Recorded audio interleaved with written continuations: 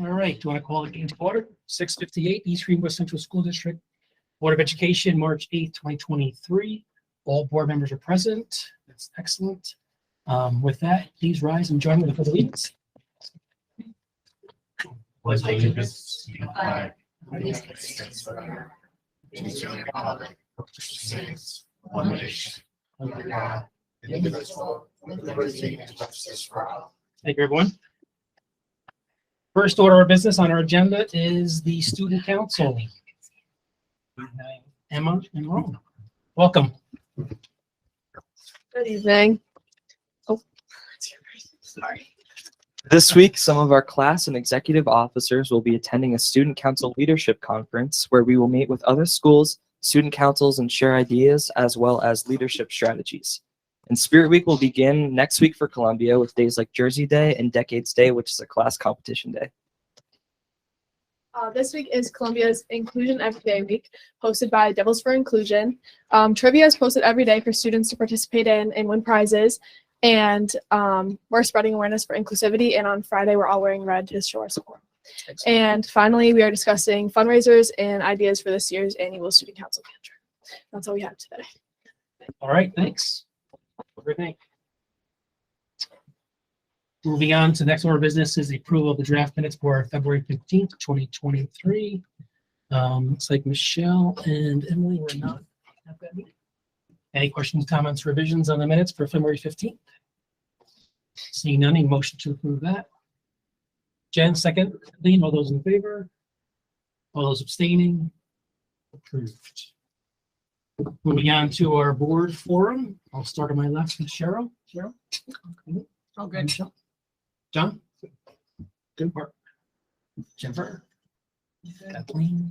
Joya? And Emily? All set. All right. We'll move on to the public forum. Residents, students, employees, and business representatives of the East Greenwood Central School District may address the board on matters concerning programs and/or operations of the district other than matters involving personnel. Members of the board do not directly respond to citizen concerns in the public forum. If a response is appropriate, either the president or superintendent will contact the individual in the near future. Those persons who wish to address the board will be recognized by the chair of the meeting. Should state for the record their name and address or affiliation with the district or business.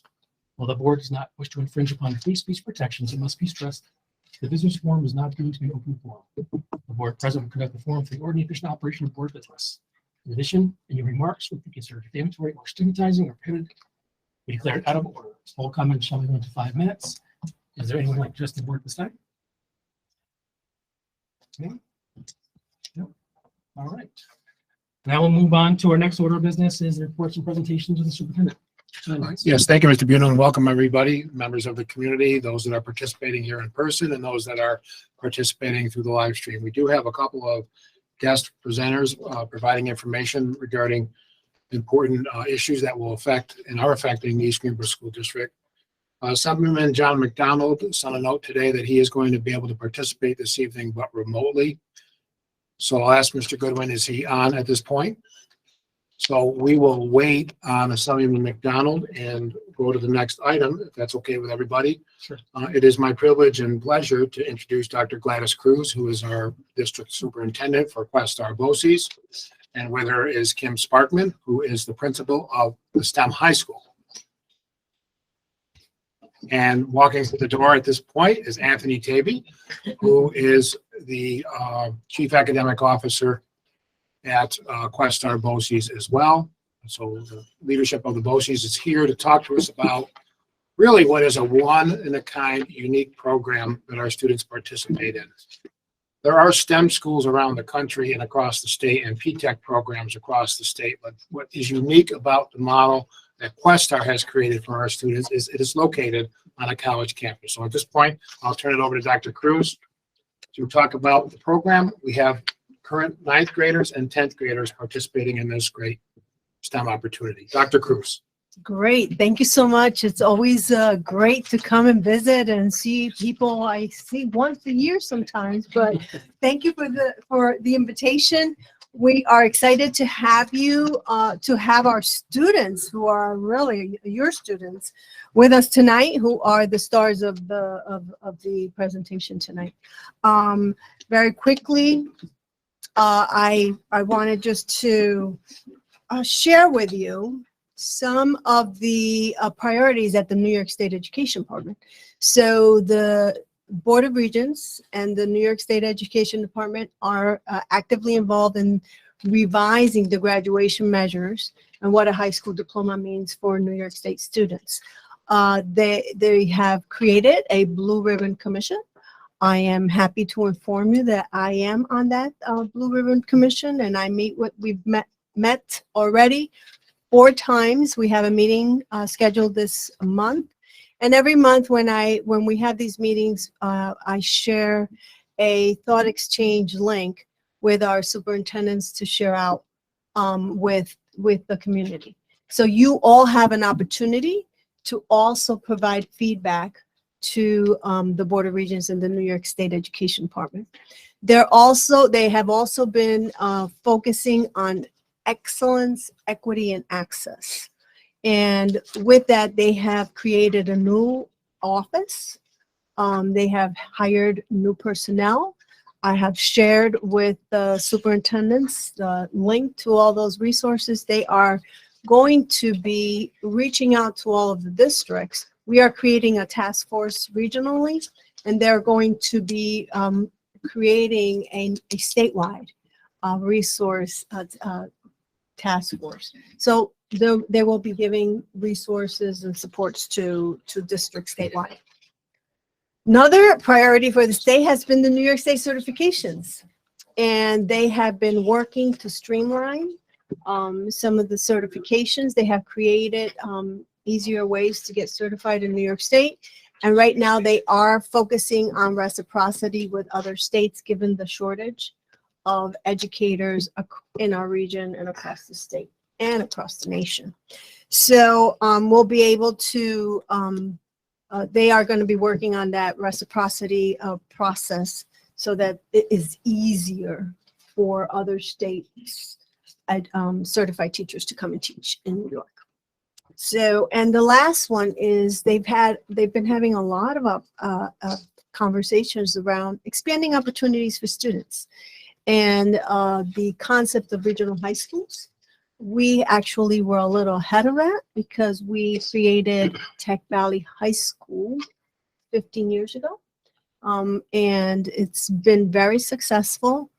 And with that, you know, when we had the opportunity to apply for and receive a grant for a PTAC and an early college high school grant, instead of doing 2 programs separate, we had a really good relationship with the president of the HVCC, who wanted a high school on his campus, provided us a building, and we were able to create a HVCC and Questar 3 STEM high school right on the campus.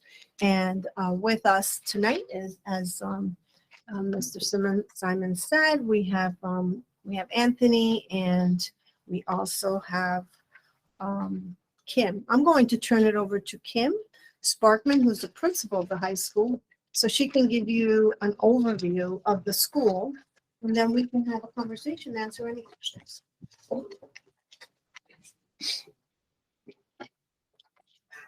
Thank you so much for allowing us to come and to meet you all in person and to tell you a little bit about our school and give you an opportunity to hear from our students who are the best ambassadors for the program. So when this school was first founded, it was really just a dream and an idea between Dr. Ramsamy and Dr. Cruz. The idea of putting a high school on a college campus, but then doing so much more with that and actually embedding our school into the culture and opportunities of that college. And really it was school board members like yourselves who believed in that dream with us and decided to support us when we were really just building the school. We're now in our 2nd year, and we have so much to be thankful for and so much to be proud of that I'd like to tell you first a little bit about the school. So it's a comprehensive high school, which means students that come to us from all different districts, working with the districts, we're able to provide them with all the coursework that they need to fulfill their high school graduation requirements within our building, and within the greater campus of Hudson Valley. But we're also working directly with faculty members from Hudson Valley to have our students have that early exposure to college level coursework and the rigor that comes with college directly. Being on that campus allows us to participate in cultural events, and they allow us to use all the facilities that they have available to us. And our students begin that journey towards an associate's degree. We are offering them the opportunity to work towards earning an associate's while they are still in high school, while they are also working on their high school diploma. Which, go one more slide here. Yes, which gives them the opportunity to get that jump start on finishing their college degree. If they graduate with us and they graduate from East Greenbush, they will have well on their way to an associate's degree or a full associate's, and they can go right into the workforce, or they can transfer to a four-year school, and we support them through that process. Our students have the ability to work with faculty from Hudson Valley, but also all of the support services. They're going to office hours, they're going to tutoring support. Our students are able to advocate for themselves to make sure that they get their services that they would get at a regular high school, because our school counselor teaches them how to do that and helps them advocate for themselves. In addition to that, our students are working towards learning more about what it means to work in the industry. What does it mean to have a job in civil engineering? When an average ninth grader, if you ask them what civil engineering is, they may not know. So our school is structured so that our students are exposed to the different STEM pathways that have a very favorable job growth over the next 5 years. They're meeting local business partners. They're doing hands-on projects with those partners and with each other in order to get that networking going and start to understand what those soft skills or those 21st century skills are that employers are needing. So our employers, along with our school districts and Hudson Valley, are helping us together mold these students so that when they finish with us, they have everything they need to be successful in a STEM career field. And it's been a work in progress to build this out, but we're very excited to have huge industry partners such as GE, IBM, Global Foundries. These are rock stars in the area and huge employers of our students when they complete this program. If we take a look at what the pathways are. So we exist under 2 grants, one of which is a P-TECH grant and the other one is Early College High School. Slight differences in the grants, but the overall spirit and goal of these grants is the same, to allow students to get a jump start in their college career at no cost to families. So these grants cover the college tuition for our students, along with any textbooks or supplies or anything that they need in order to take that college class. And they're working towards that associate's degree. Some will complete their associate's degree in the 4 years that they're in high school. Others will have additional years after that to finish their associates, still being covered under those grants. And both of these programs have an industry mentorship that begins pretty early on, so that they're working with professionals and they're able to kind of see why they're choosing such a rigorous high school experience and what that light at the end of the tunnel is. Yeah. I just want to pause for just a minute, Kim, because there's a background noise that is a little distracting.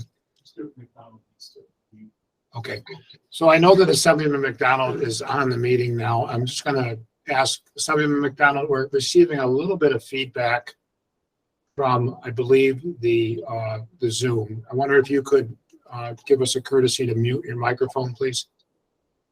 If you are out there and you can hear me. Perfect. Thank you very much. Thank you. Go ahead, Kim. Sure, thank you. So within STEM High School, keeping true to our nature, we've selected associate's degrees that have that projected job growth in the area. And you can see those listed here. We have computer information systems, clean energy management, civil engineering, and a health sciences certificate. And when we speak to our students in a few minutes, you can get an understanding of just where they are on that pathway or what they're looking to do with that. I spoke briefly a little bit about our involvement with our industry partners. This is a very sequential program where our students are following a path towards understanding what the industry is and what their involvement could be for it. So in our 9th grade, when they come to us fresh from middle school, they may not necessarily know what pathway they are looking to do. So it's all about exposure in 9th grade. We have all of our industry partners come in and do presentations. We go on multiple field trips. So our students are just meeting people in that professional industry, learning about what it's like in their day. By 10th or 11th grade, they're matched into a mentorship program, which becomes a little bit more specialized. At that point, they have their pathway and they are meeting with that mentor, learning about, what's going on in the industry, what's happening at this job site, and how does it connect to the classes that I'm taking at Hudson Valley. And then by junior or senior year, we're looking at job shadowing experiences, and then later on full-on internships where they're able to demonstrate their skills and get some real work experience. After that, they can choose to finish their associate's degree and go right into the workforce, or transfer to a four-year school and continue working there. I have some student profiles listed here, specifically from East Greenbush Central School District. And I have to say, you guys have been so incredibly supportive of us, and you've sent us amazing students for all different reasons.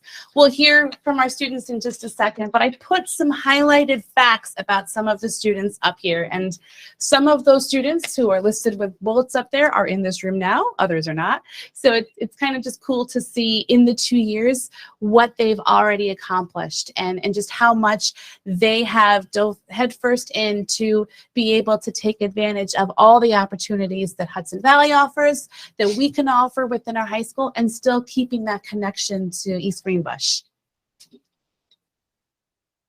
So with that, I'd love to be able to introduce our students and give them an opportunity to talk a little bit about how they ended up with us and how that's been going.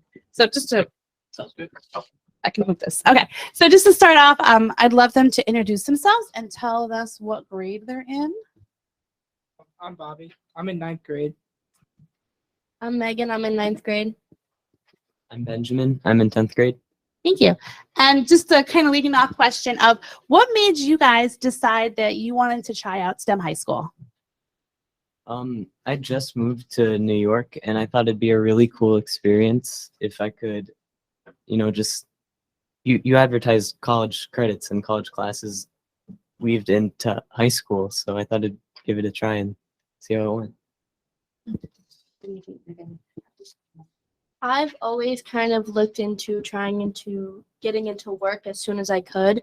So when I found out about this program, knowing that I could get through high school and college pretty quickly and then get right into the workforce, it kind of made me really want to come. And then when I shadowed and met really all the nice teachers and all friends there already, and worked with some of the classes, it really made it seem like something I would enjoy.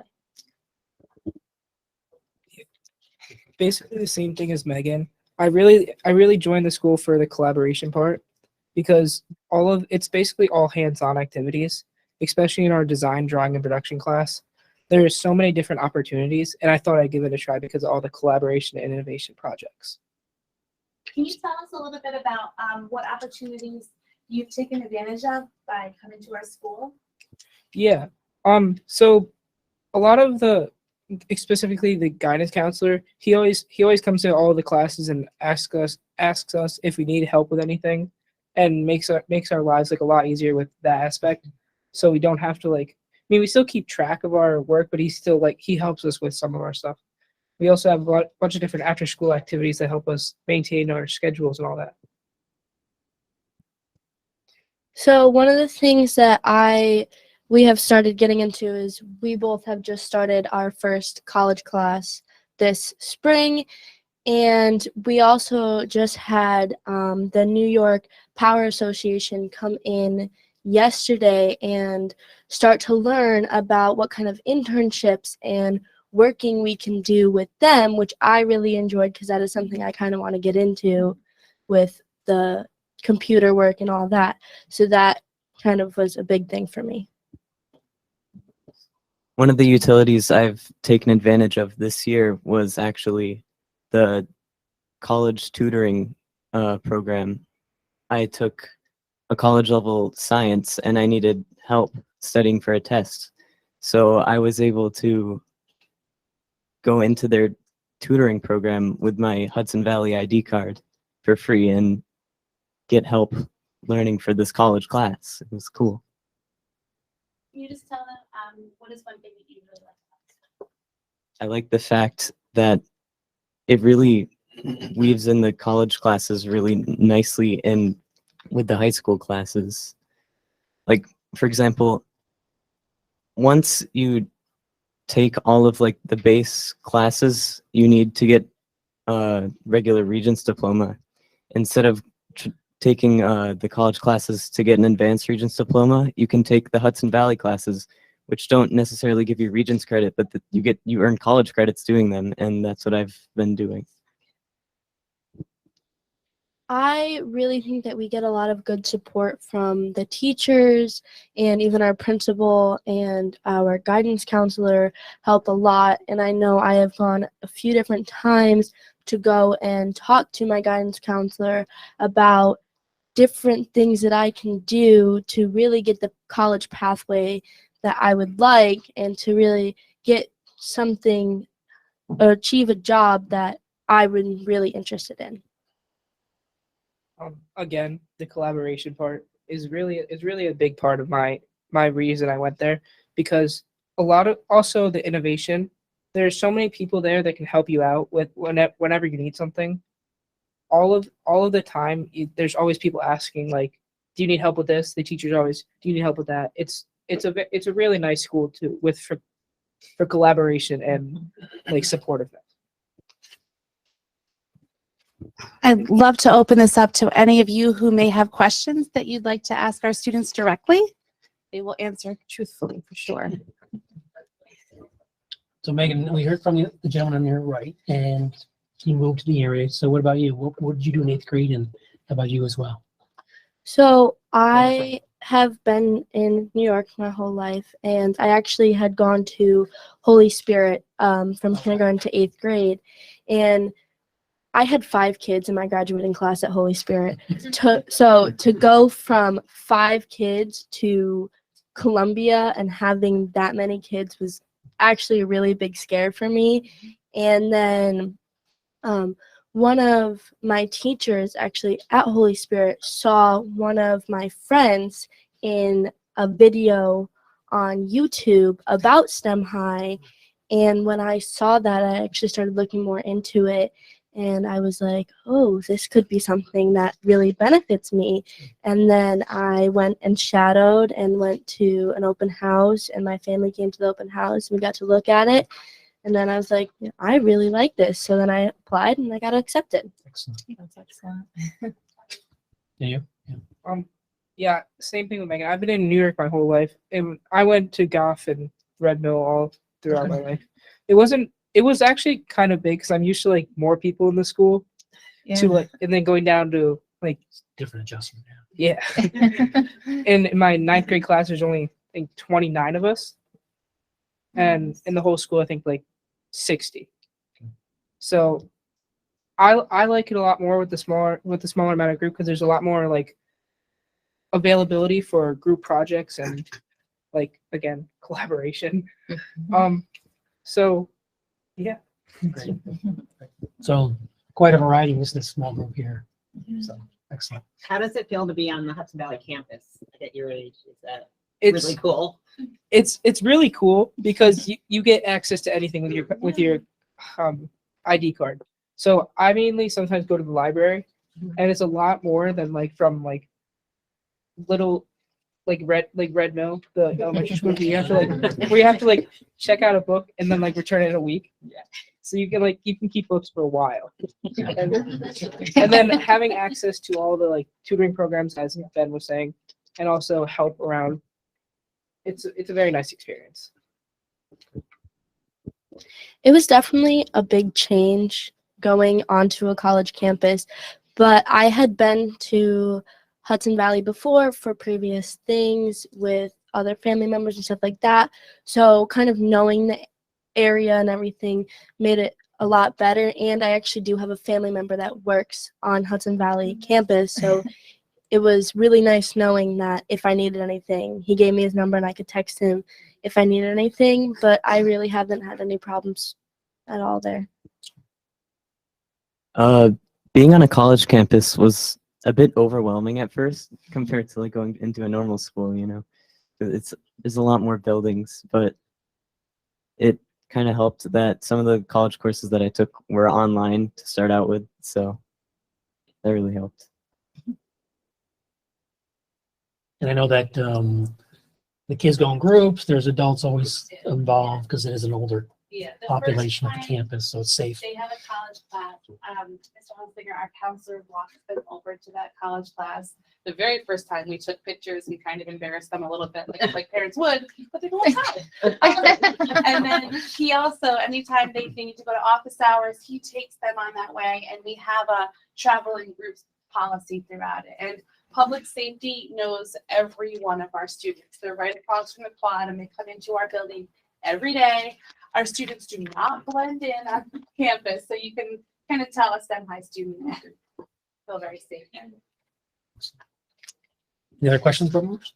Yes. Mine's more of an observation. I actually work at a college, and listening to you three talk, you are developing skills here that are going to help you so much if you go on to a four-year college, or even if you finish your associate degree someplace. Talking about going to the tutoring center to get help. I have many, many students that I wish would follow your example. And, you know, just a lot of the stuff you're taking, you guys are learning really valuable skills. And thank you for teaching those, because they will help them. We have so many students that just haven't made that adjustment, and you guys making that adjustment in 9th and 10th grade is wonderful. Yeah, I just had a few, I don't really have a question as much as some observations. I love everything about this, the program, it's wonderful. You're all very well spoken, and I'm glad you're having a great experience with it. I know of a senior who graduated with a Columbia degree last year who was in this program. She finished her associates this December, and she was able to get a job opportunity for herself.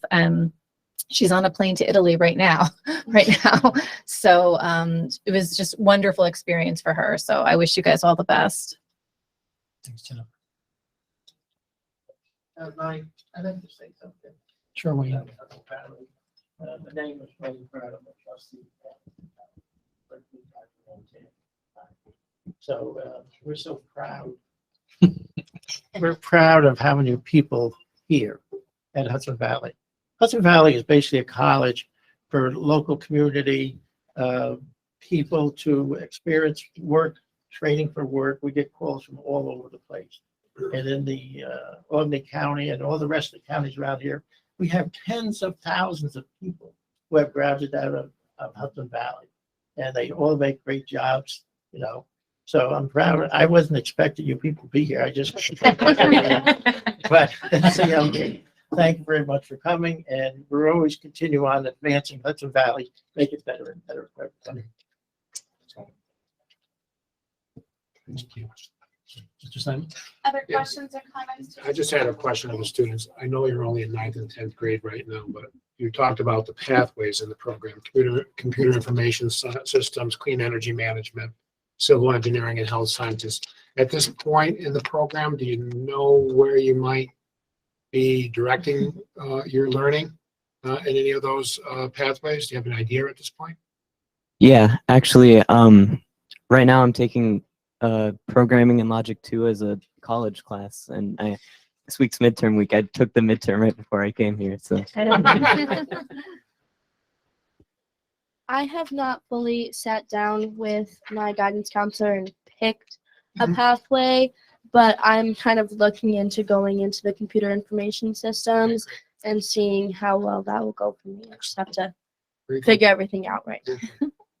I've been looking into civil engineering with a bunch of different pathways, with a bunch of different jobs. I've been going to my guidance counselor almost every week and talking about different pathways, but I'm probably going to settle on civil engineering. Very good. Very good. And there's flexibility built into the program. You're not making a lifetime commitment right now to pursue those careers, but and the skills you're learning in those pathways can translate very easily and transfer very easily into other fields. So it's a win-win no matter what you choose now versus what you might choose later. Yeah. Right? So it's very good. We do have a gift for all of you that we made at STEM High School that Megan can pass out. You guys, I mean, this board has been amazingly supportive to us, and thank you so much for believing in us and for partnering with us to build this program. allow us to be an extension of what you're already doing here. So thank you so much again for having us. Before I go, I do have a couple other slides that I want to go through. I do want to thank you for being here and for speaking. I'm a big, on behalf of Hudson Valley Community College. Both of my children graduated from there. They went to Hudson Valley and they're doing very well. So, thank you. Thank you for the support. Dr. So Cruz, a couple, I'm sorry, I'm just curious, were these 3D printed or there's another tool that you use to print these? They were done on a laser printer. Laser printer. Awesome, very good. I'm sorry, Dawn, they're very, very nice. Thank you. So, thank you so much. You make us all proud, doing things that, I did when I was in college, as a 9th or 10th grader. So, thank you. A couple other just slides I wanted to go through. These are a lot of the services and programs that you purchase. We always like to take the opportunity to share those with you. During the 21-22 school year, the district purchased $5.8 million of services, of which $1.9 million were special education services. Last year, BOCES aidable services were approximately $3.9 million, with a net cost of $1.85 million, or 47%, which is your BOCES aid ratio is 63%. And there are some deductions, like the for example, the CTE salary cap and things like that. And then the last slide, these are some other programs and services that we do have available. And that is all I have for tonight. Any questions on any of it? Thank you again for supporting STEM High School. As you saw, the students are happy and they are learning a bunch. Thanks, Dr. Cruz. thank you, guys. Thank you to the students and to the principal's department for coming. Thank you. And for Assistant Superintendent Tapey, thank you for coming. Just a quick comment, Jeff. One of the things that the district tries to do, and this board is supported, is multiple opportunities for students in different pathways, different career fields, whether it's career technical education with their homeschool district. It's about providing opportunities for students and families that they may not be able to get at their homeschool, but also to still participate in things at the homeschool. We saw students who are participating in sports, music, things like that. So there's that collaboration piece is important to us. I want you to maintain that connection with the district, maintain that connection with your peers. We appreciate you coming this evening and sharing your stories, and wish you much success. And we've supported the school tremendously as it's growing, and we hope that we can continue to do that and provide those opportunities for students here and other places, as well as at Columbia for the future. So thank you very much. Very good. So I appreciate that Assemblyman McDonald is very patient, and I know that Assemblyman McDonald is a very strong supporter of the STEM high school program. So it was kind of an advantage to have both Assemblyman McDonald here and this program being represented by Dr. Cruz this evening. So Assemblyman McDonald represents more of our district now than he did prior, due to the reorganization of the legislative districts. And Assemblyman McDonald, as I've said before, is one of the most responsive, if not the most responsive legislator to public education concerns that I have worked with over my 17-year career as a superintendent of schools. Just recently, 3 weeks ago, Assemblyman McDonald was so gracious in welcoming our East Greenbush Central School District Advocacy Committee, which included 3 of our high school seniors. Not only did he take time to talk with the students about our concerns regarding public education, he took them down into the well of the assembly chamber and allowed the students to sit in the chamber and to observe Assemblyman McDonald opening up the legislative session. It was one of the most fluid conversations that I've ever observed between students and an elected official, and there were many lessons learned. So with that introduction, I'm going to turn it over to Assemblyman McDonald so we can find out a little bit about what's happening at the state level in regard to public education. And thank you for your patience in waiting for us, and thank you for being here. And I know you have a very busy schedule this evening. So you're on, John. Thanks, Jeff, and good evening to the board and obviously those in attendance. It's good to see my friend Gladys Cruz there, and I actually enjoy listening to all the good things that are going on in the collaboration between BOCES and the component school districts. So actually, it was a nice little break from budget negotiations. We are, for our perspective, we are wrestling with ourselves in the Assembly majority, trying to figure out what our one-house budget resolution is going to look like. We expect to pass that by Tuesday, and we are slowly but surely working our way through figuring out what it's going to look like. Tonight is late night, tomorrow night, and Sunday night will be late, but we'll get there one way or the other. The good news is for the audience that's here is that it's a great year for East Greenbush School District. There's no nice way to say it. I think, as Jeff had indicated, I've only represented a parcel of East Greenbush over these last 10 years, but I've always participated because those North Greenbush kids and the district at large, you want to be successful. And there are some very difficult years. I think once we caught up on gap elimination adjustment, there was a big swoon, but this year from your foundation aid, it's not going to get any better than this, folks. I'm just going to tell it to you like it is.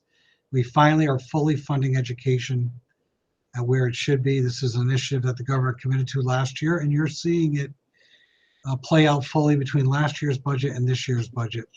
Looking at the numbers, foundation aid, which is your operating aid, it's just over $3 million increase in operating aid. It's a 21% increase. That is arguably the highest in any of the 13 districts that I represent throughout the capital region. Now, the realist in me says that means that you've been underfunded for a longer period of time than most, just to be clear. That being said, we can't wallow on the past. We have to look to the present and the future. And this is a significant increase in the right direction. There is a new component that the governor included called tutoring aid. It's about $425,000 to East Greenbush. It appears to be a little bit restricted to be more like after school or tutoring for students who need it. I'm not debating the fact that that may exist, but I've always felt that the districts really know the students better than us legislators, and quite frankly, the district should have a little bit, if not a lot of latitude, and be able to make that decision on where that money should be spent. So in our one house, we are probably going to reject, we're not going to reject the money, we're just going to reject the conditions. So that's how, hopefully helpful. Now, whether that makes it through the budget or not, stay tuned for April 1st. The other component that's always been a regular request, and it's ironic that BOCES is here tonight, there's been a cap on CTE education salaries at $30,000 probably for 15 to 20 years. And we are proposing to raise that to $60,000. That gives the BOCES and therefore the districts a little bit more latitude, a little more financial relief, to be honest with you.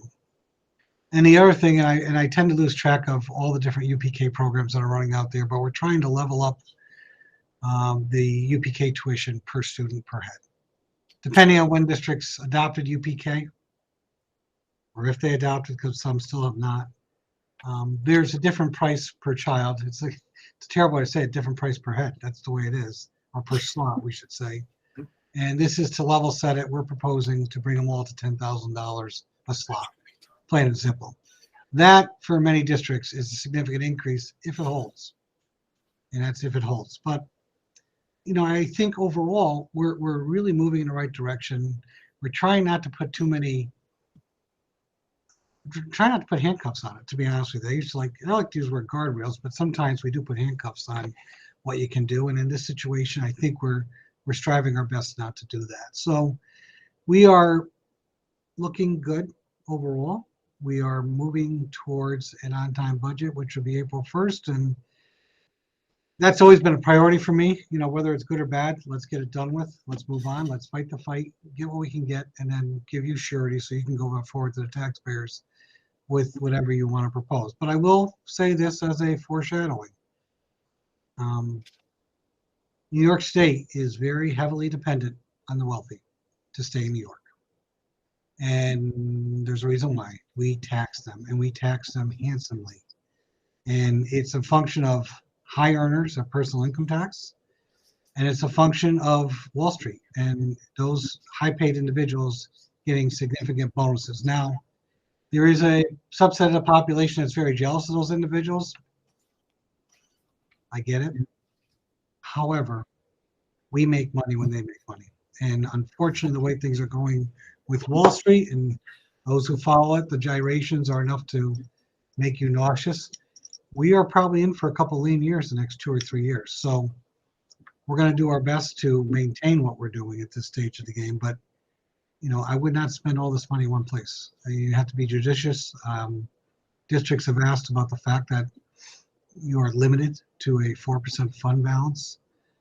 I'll be surprised if the controller is going to spend a lot of time running around scolding school districts for having too much money for rainy days, to be honest with you, since conversely, he's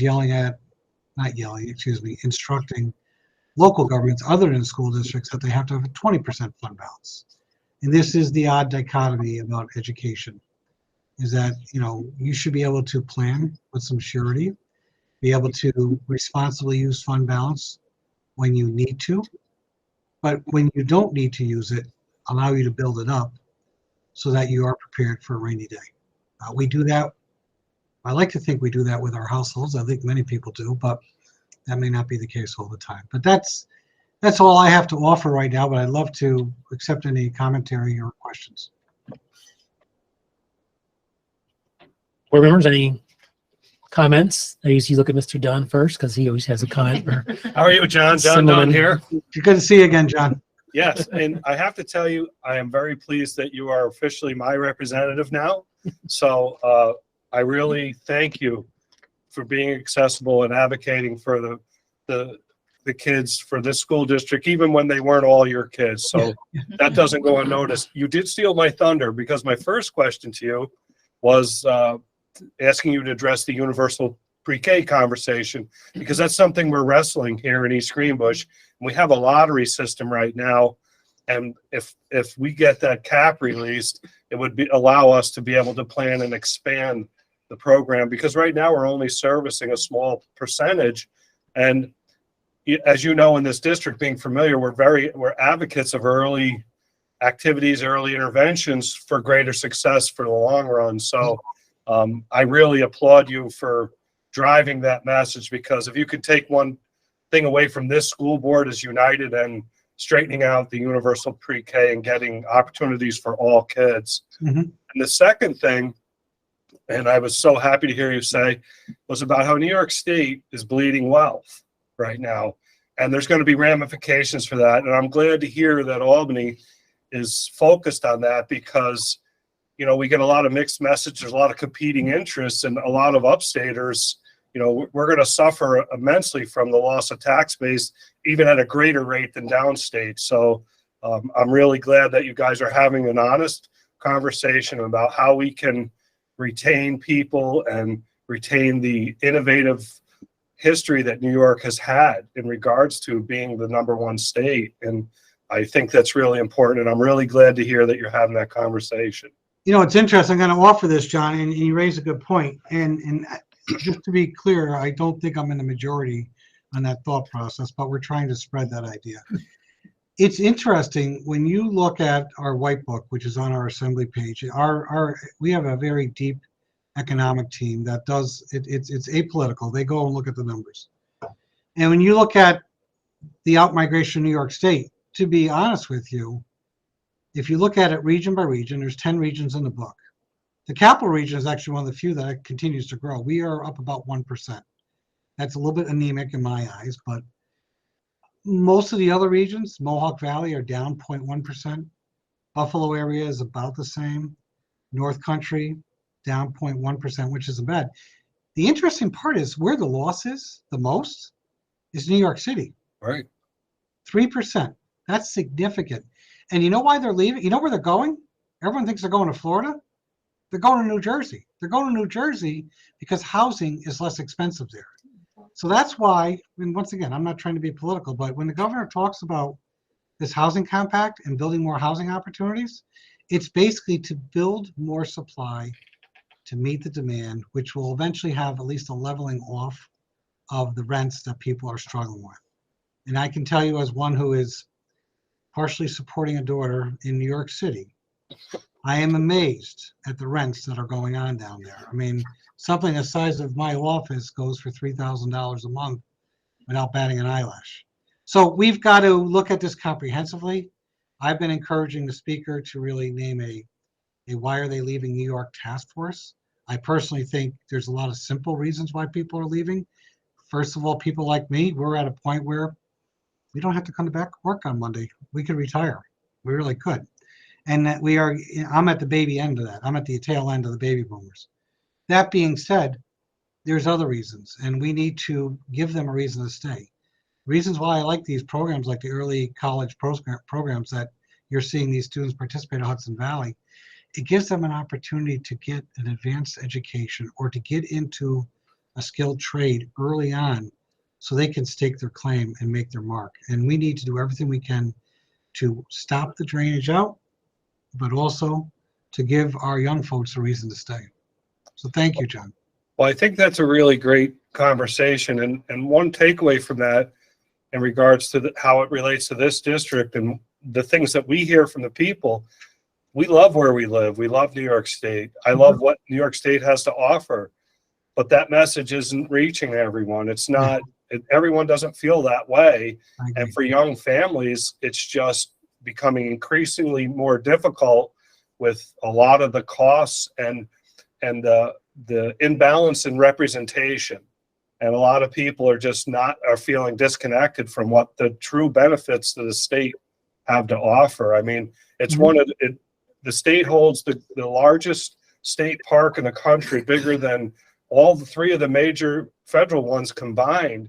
And it's a beautiful thing. And the foundation of that is that you don't have to have money to enjoy New York State, but you have to have money to live here.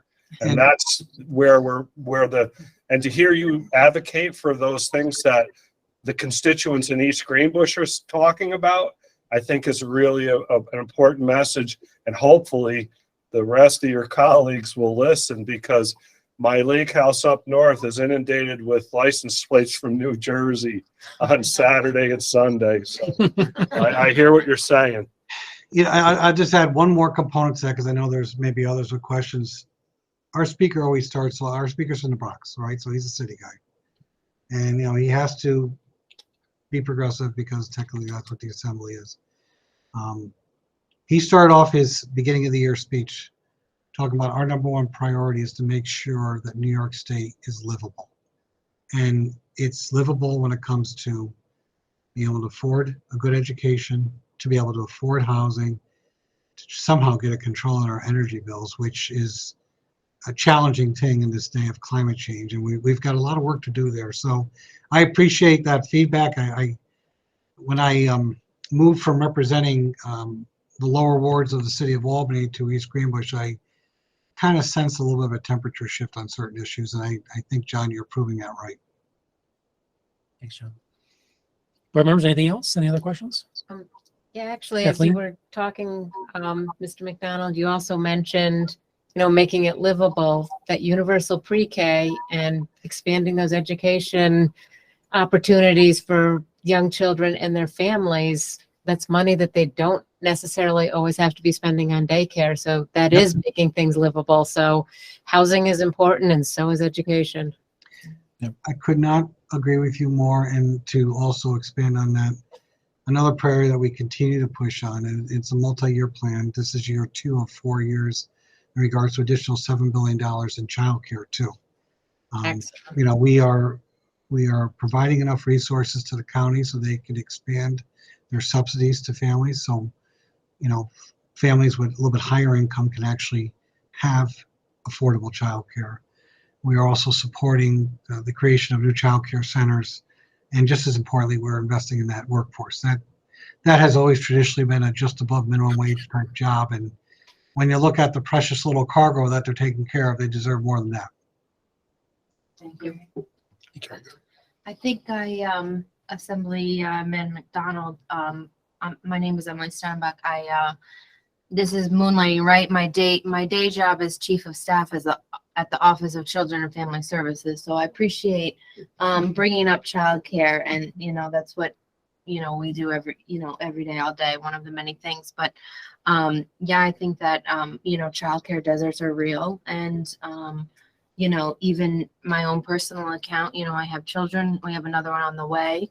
Childcare is very expensive, and I'm going to have 2 children right soon in childcare, and I'll be paying over $3,000 a month for that. Crazy. So I could have a lake house, John. You will. I don't have to pay so much in childcare, right? But That's I why I do, work nights. Okay. yeah. So I do hope that we can expand on universal pre-K. We know the benefits, the studies are there. We as a district need the money, and we need to be able to plan space and the resources to do so. And one of the reasons why I ran, right, this is my first term running, is that we need representation from younger families, right? I'm not ashamed to say I'm a millennial. So I'm happy to be here and hear that, and I do feel like we're moving in the right direction, and I hope that we can take that back, and the budget reflects that this year. Thank you. Thanks. One addition, childcare is economic development. If we allow children to have a safe place to be, it allows parents to get to work and contribute to our economy, which is important. All right. Very good. Well, just to reiterate, Assemblyman McDonald, thank you so much for always supporting us, communicating what's happening with us, for being an advocate for students and public education. And we appreciate everything that you had to offer to the conversation. It's ironic, we're going to be presenting our first look at the budget this evening. We've had an opportunity to hear from Questar BOCES about a program that we participated in 2 years, and we're seeing some support from our representative and you, Assemblyman McDonald, for some of the issues that our advocacy committee has brought forward to you, and we appreciate it so much.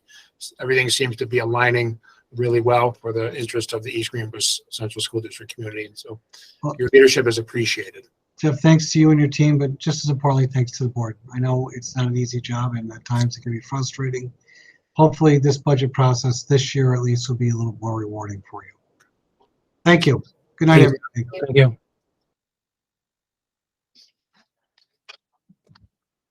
All right. You're still on, Mr. Simons. Oh, you got logged off. Gotta all that pull time. my agenda So back we're up. going to do the capital project planning. Our guests, thank you for seeing this evening, and Thank you all. great seeing you. I didn't want to bring up the buses. Yeah, we were on a roll. Yeah, let's do a Debbie Downer at the end. Hey, Emily, that's what I had in my notes, universal pre-K, and he caught my Saunders. I said, I'm gonna get him on this. We do this every year, him and I, so. He's a really good guy. Just an update for the board and the community on capital project planning. We have been working through a process where we're planning for our next capital project. Quick update, our architect, March Associates, submitted the building condition survey, which is a required state document, on March 1st. It's been certified by our district. We will report later on the discussion that we had with the BRAC committee about some of the information that we presented to the board in December. But our requirement to meet the building condition survey deadline has been met by the district. Excellent.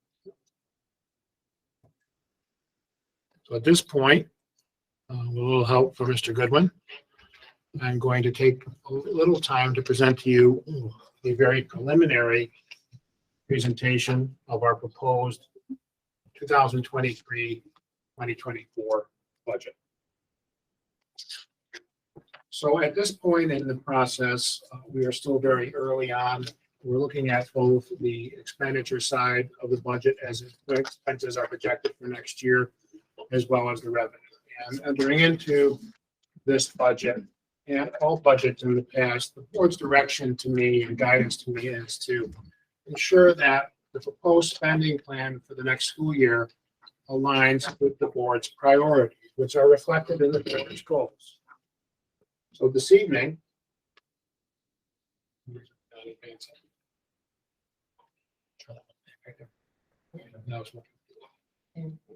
a little bit of a delay here.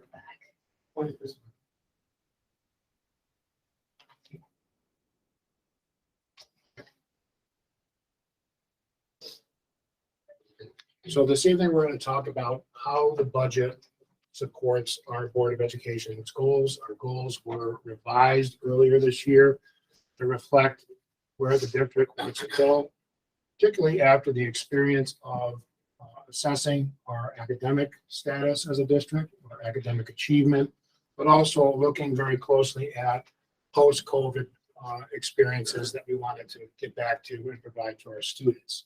Additionally, talking about not only academics, but meeting the social emotional needs of our students. So part of our budget tonight will reflect not only the goals, but some academic highlights, some things that we are very proud of as a district that we want to maintain through the spending plan next year.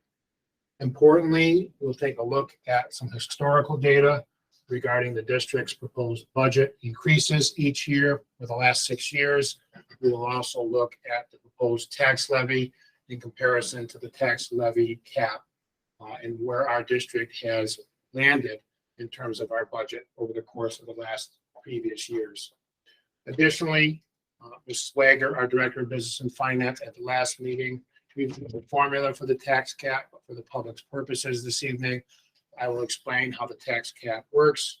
The tax cap at this point in time is a little fluid as we continue to try to confirm the pilot revenues for next year. Pilots being payments in lieu of taxes arrangements that are approved by the Rensselaer County Industrial Development Agency. So what we're providing this evening is very, very preliminary. We will have another budget session likely on March 22nd. We're going to talk about whether or not we need to have a meeting on March 15th. At this point, we don't believe we do. And the final budget is adopted by the board to go out to the voters in April. We will review all of the timelines and the dates and the milestones that we need to meet as we proceed to bringing the budget to our community in May. So one of our goals is to ensure that not only are we providing for the current needs of students, but we are providing an educational program that ensures that they are ready for what they're going to experience in the economy, and the jobs that are available, and the types of skills that they're going to need once they graduate from high school. And this process focuses from the time those students enter the pre-K program to the time they cross the graduation stage as seniors in high school, heading off to whether they're going into a career, whether they're going into the military, or whether they plan to attend a 2-year or 4-year college. We want to be future driven. We want our teaching and learning environments within our classrooms to support the skills, the dispositions, and the problem solving that is necessary for future driven education. This is just the highlight of our Science Olympiad program. We have a state recognized Science Olympiad program at both the middle school level and the high school. We've not only been regional champions, we've been state champions, and we've gone to the national tournaments in the past. Problem with this clicker. Your problem with the clicker or my sore thumb? We also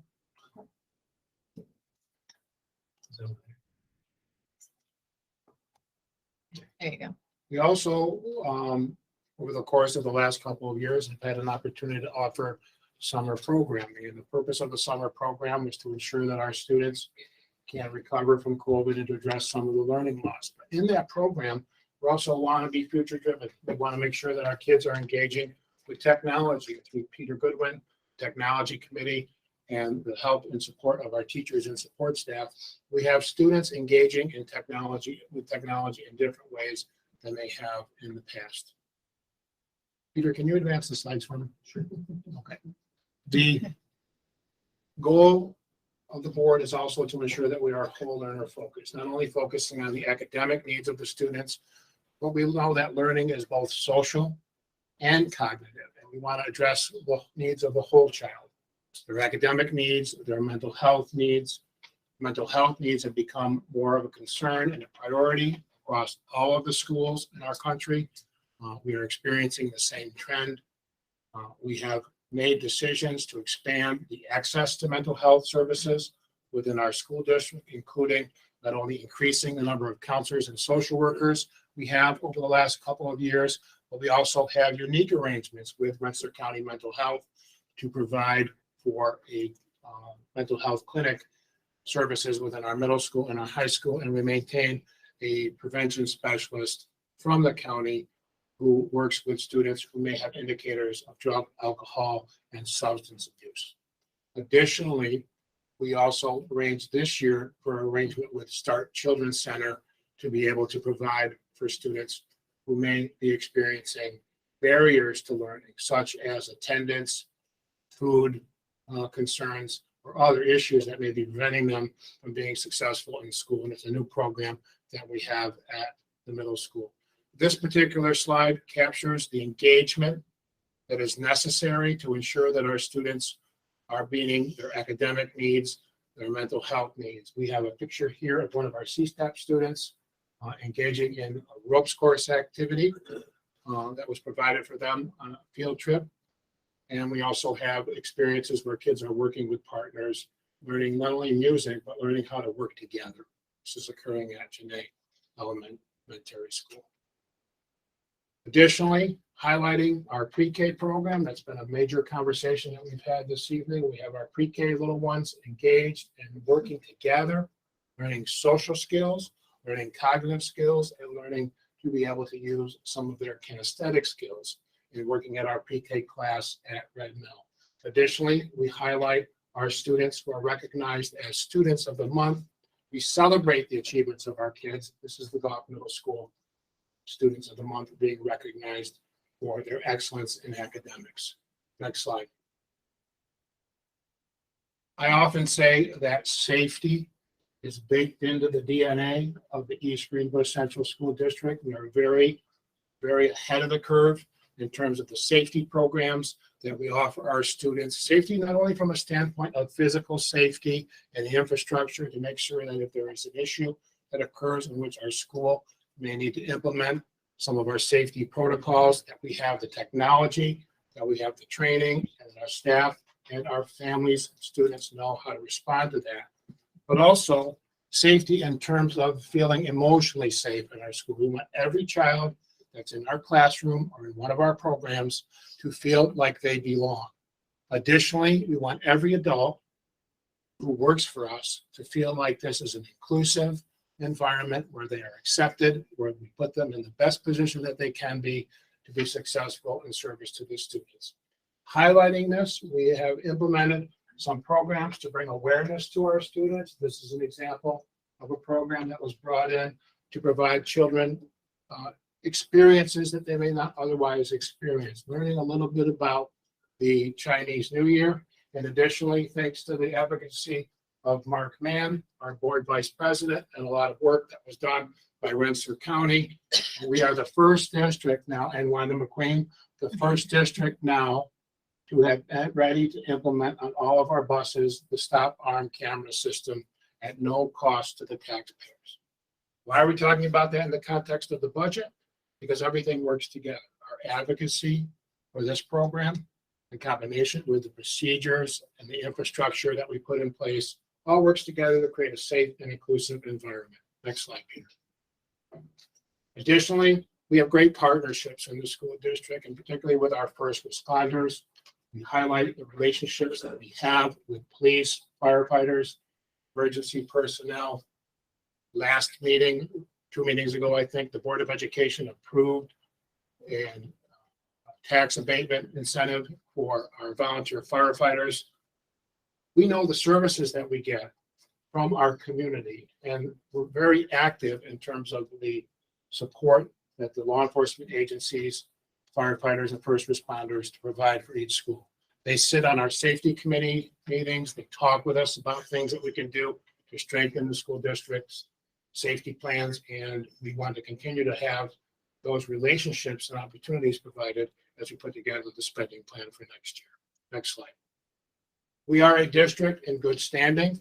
Our academic performance at all levels exceeds the New York State average, whether we're looking at graduation rate, percentage of students that graduate with Regents diplomas, percentage of students that graduate with advanced Regents diplomas, or the number of students that pass 3 through 8 state tests. We exceed the state average. In addition, we have had schools such as Red Mill and Columbia High School recognized as New York State recognition schools. And we have had 2 schools, Red Mill and Green Meadow, recognized as Blue Ribbon Schools, National Blue Ribbon Schools of Excellence. We are ranked in the top 10 of school districts among more than 80 school districts in the capital region. So our budget is an investment in the success of our students and how well we do in East Greenbush.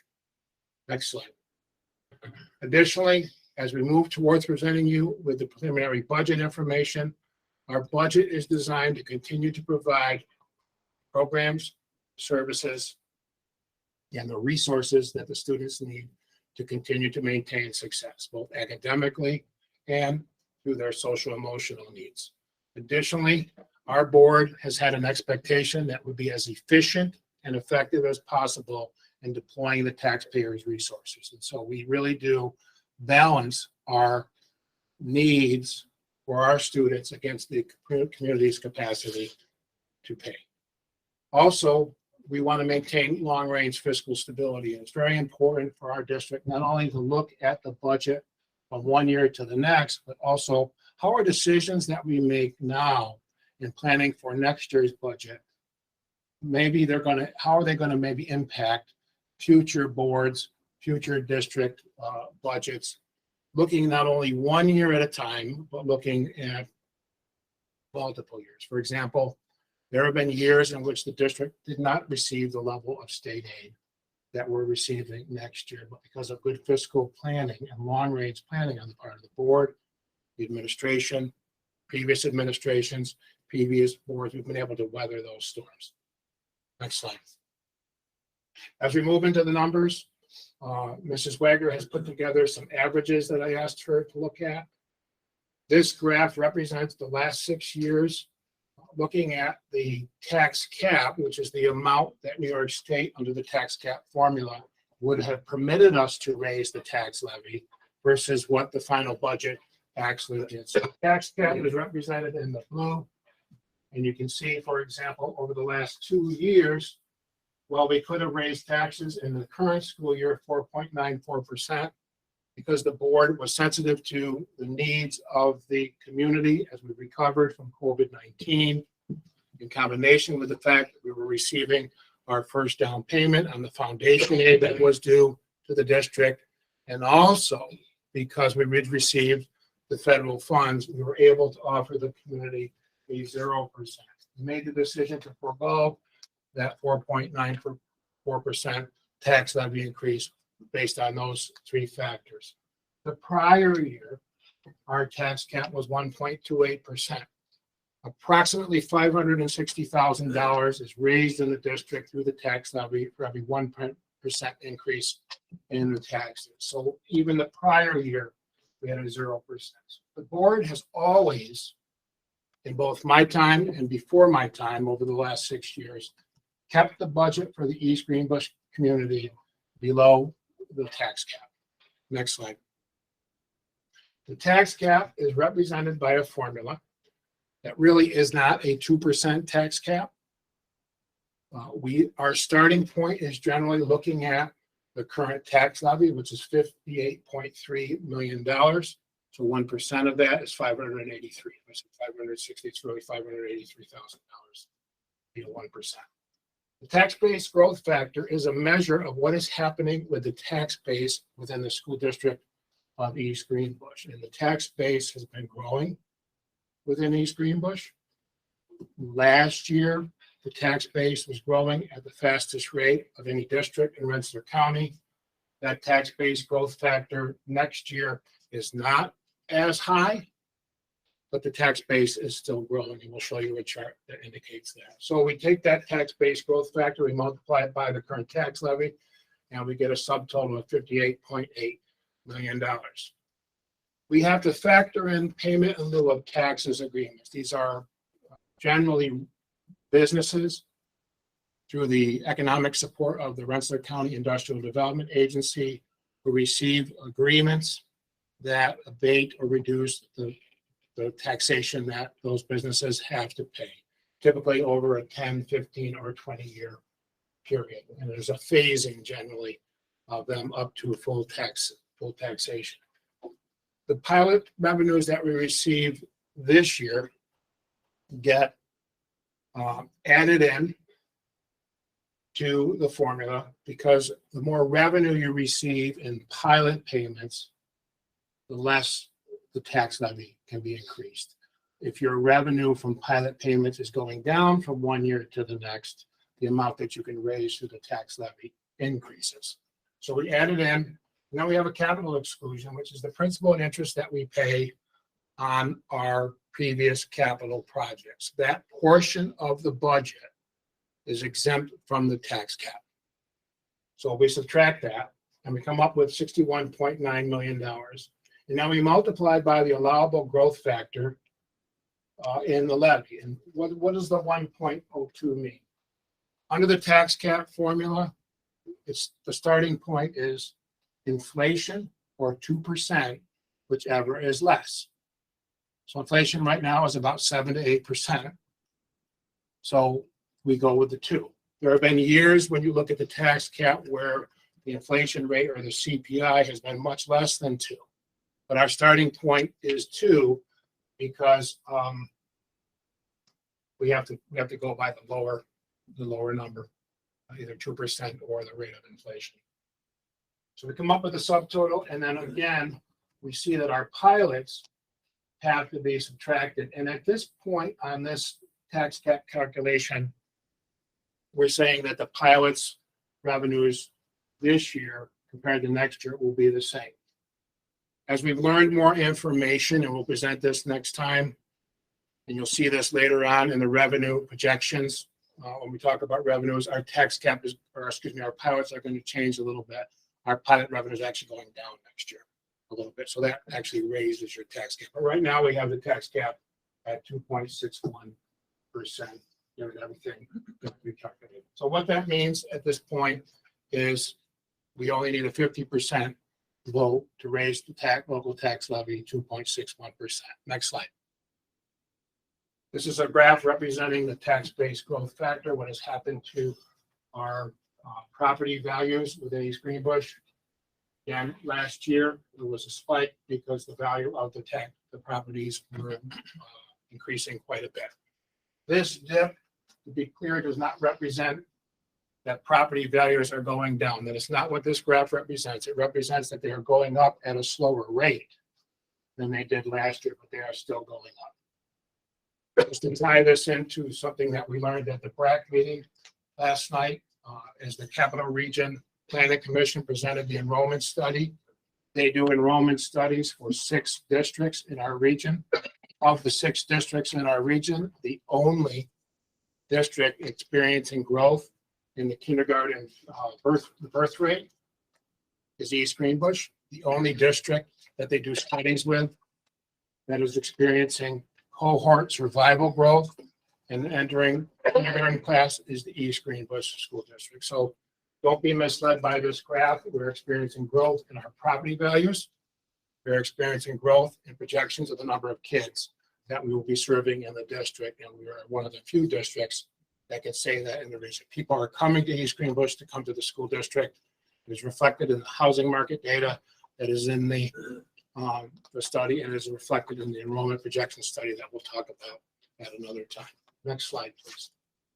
This is just another way to take a look at what has happened with inflation and the tax cap starting point over the course of the last few years. Next slide.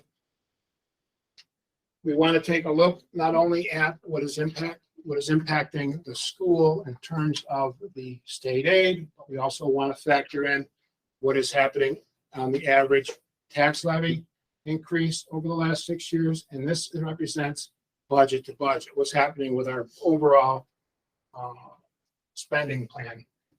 You can see over the course of the last 6 years, taking 6 years worth of budgets, while the budget has gone up at various points, more so than others, the average across the 6 years, the budget's gone up about 2.5%, averaging it over the 6 years that we've been working together to put together budgets. Next slide.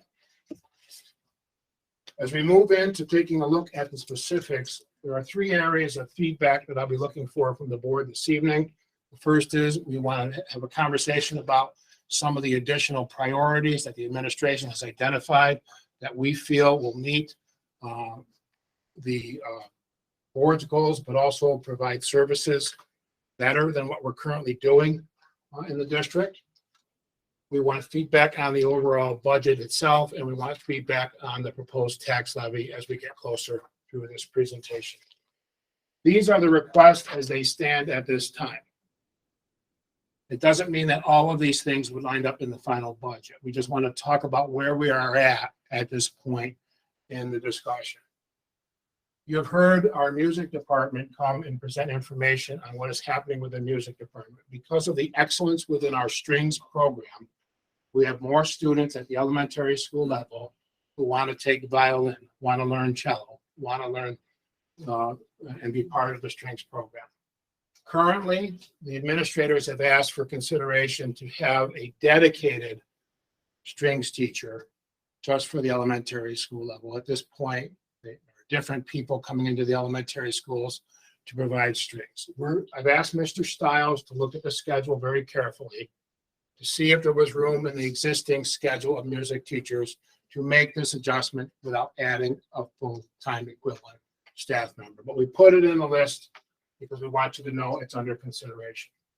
At the Goff Middle School, we know currently we have Mr. McHugh serving as the interim principal. We've had previous conversations about the importance of prioritizing the middle school. We have a wonderful middle school at Goff Middle School, but there's been a feeling that more support was needed.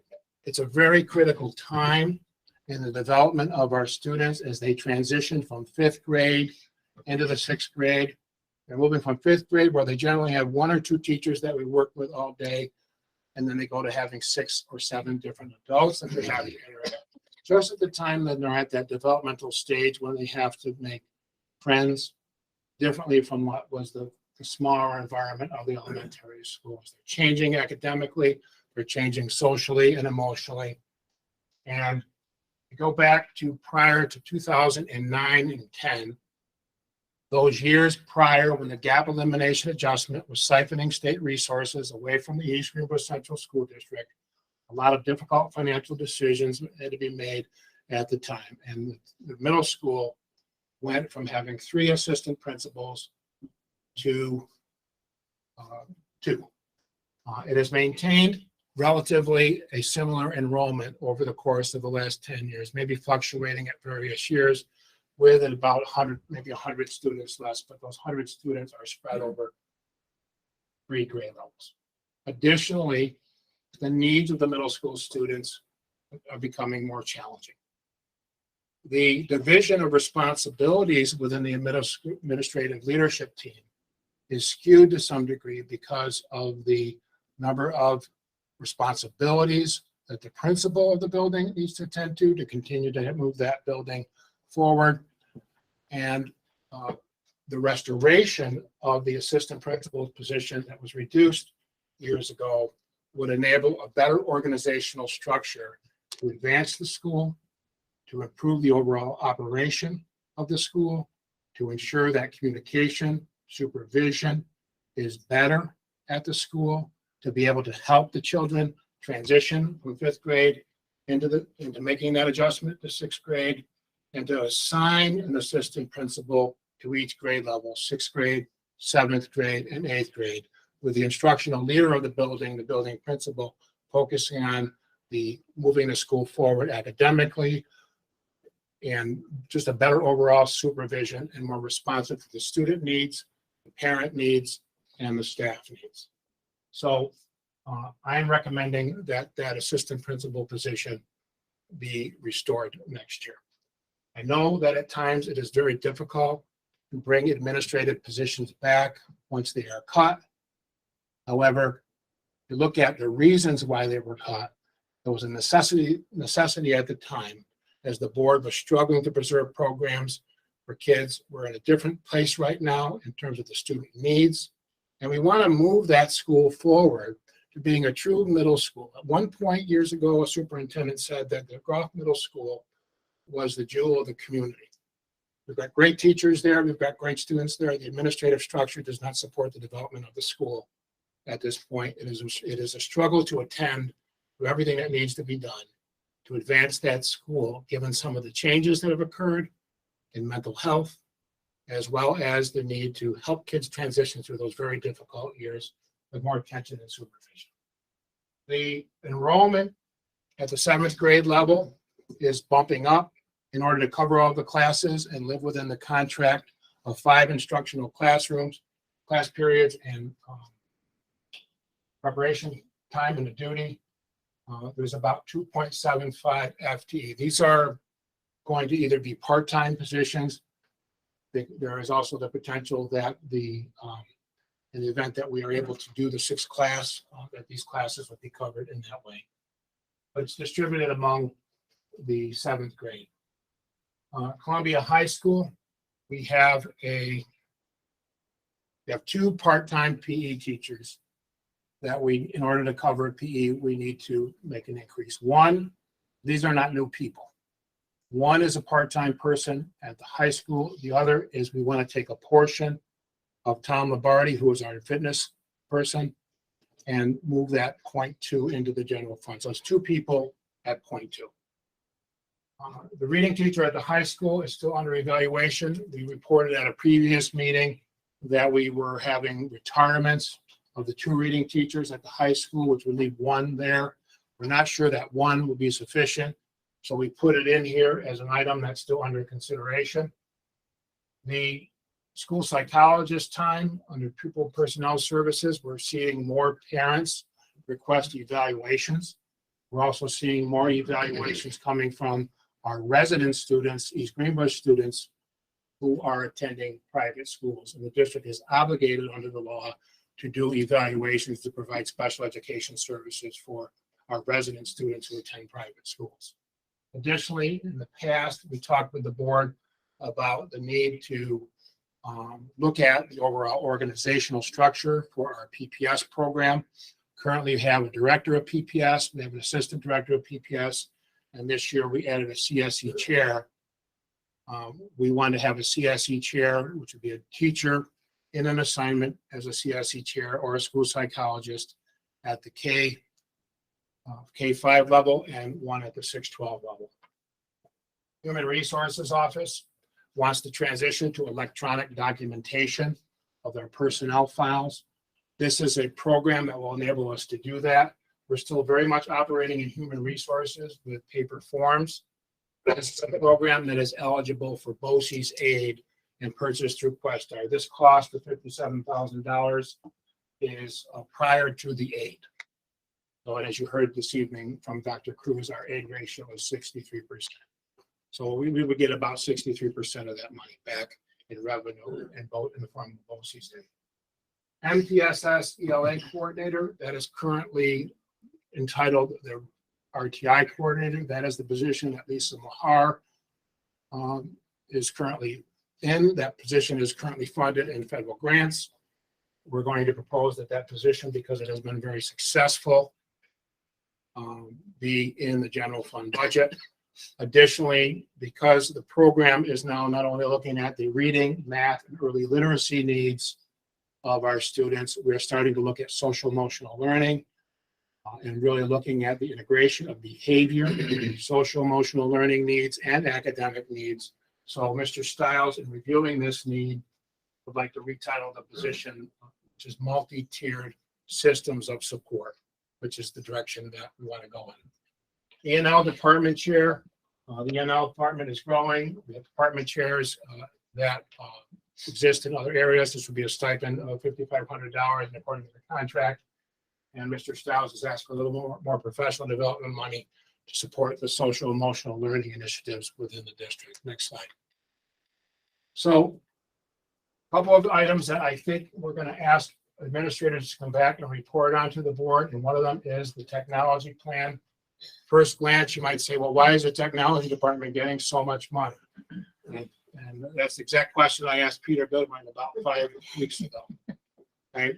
There's a plan in place that will drive revenue in order for the district to be able to continue to replace the devices, the Google Chromebooks and the iPads that the students are using within the classroom. That plan is dependent on putting technology in place that is eligible for federal E-rate reimbursement. The infrastructure networking of the district needs to be upgraded. Some of these devices, these Aruba devices that are on the ceilings that provide Wi-Fi support, we have them in place. We need more of those in order to ensure connectivity in some areas of our schools. Through the safety committee, we have heard that cell phone use is a problem in some of the schools. That E-rate monies is only eligible for things like that, network upgrades, safety upgrades, as well as expanding the ability to be able to have an uninterrupted power source in the event that we have a power outage, so that our network is not affected by that. Mr. Goodwin knows a lot more about this. We're going to invite Mr. Goodwin back to a meeting, but basically, if we budget now for the expense, we qualify for the E-rate monies.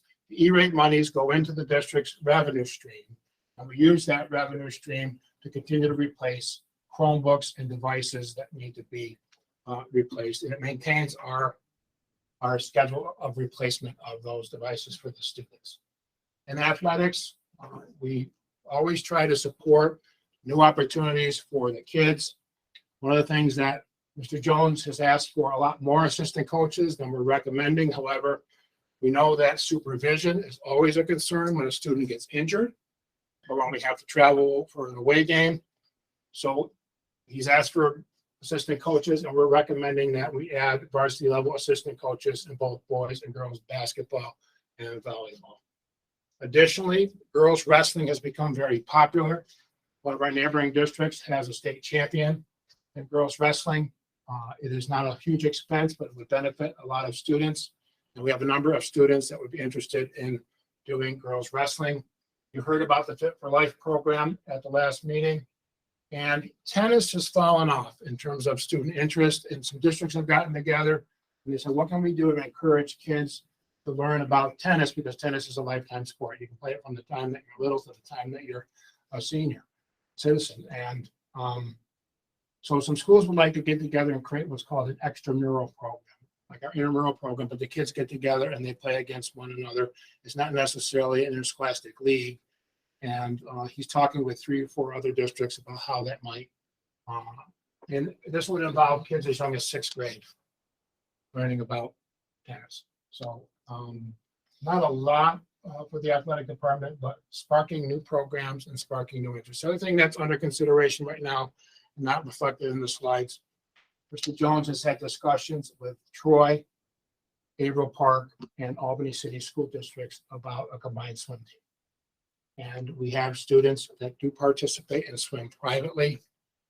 As I understand his discussions at this point, the program at Troy Averill Park's combined team is pretty full in terms of the girls swim, but they do have room to accommodate some of our East Greenbush boys swim, and Albany has room for the girls. If I reverse that, and we need to look at that a little bit, how would the logistics happen, the busing and all of that, but we'll bring that back to you.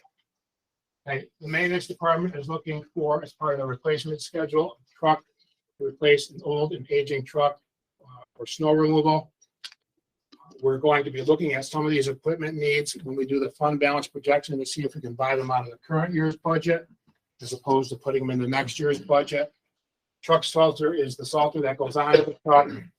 We've identified replacement of the blinds as an issue in our elementary schools. We want a budget to continue that cycle of replacing the blinds. The playground repairs for those playgrounds that we are not replacing, a budget of $36,000.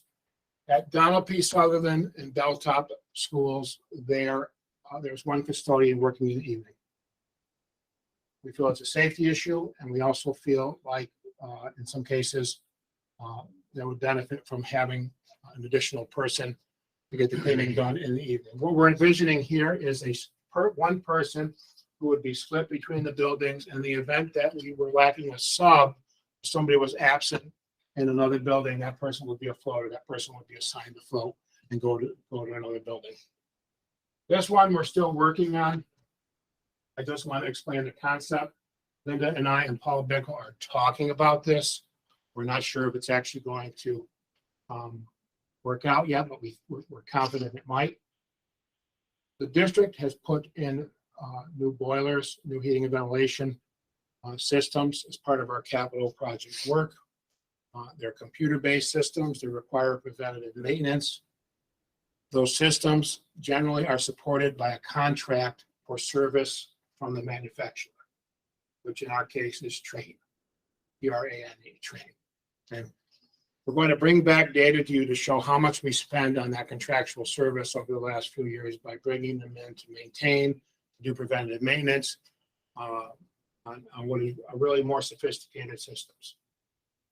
We believe at this point, we're still costing it out, that it might be less expensive than contracting to have Trane come in every time we need something done. Have our own heating, ventilation, air conditioning technician as part of our custodial and maintenance staff.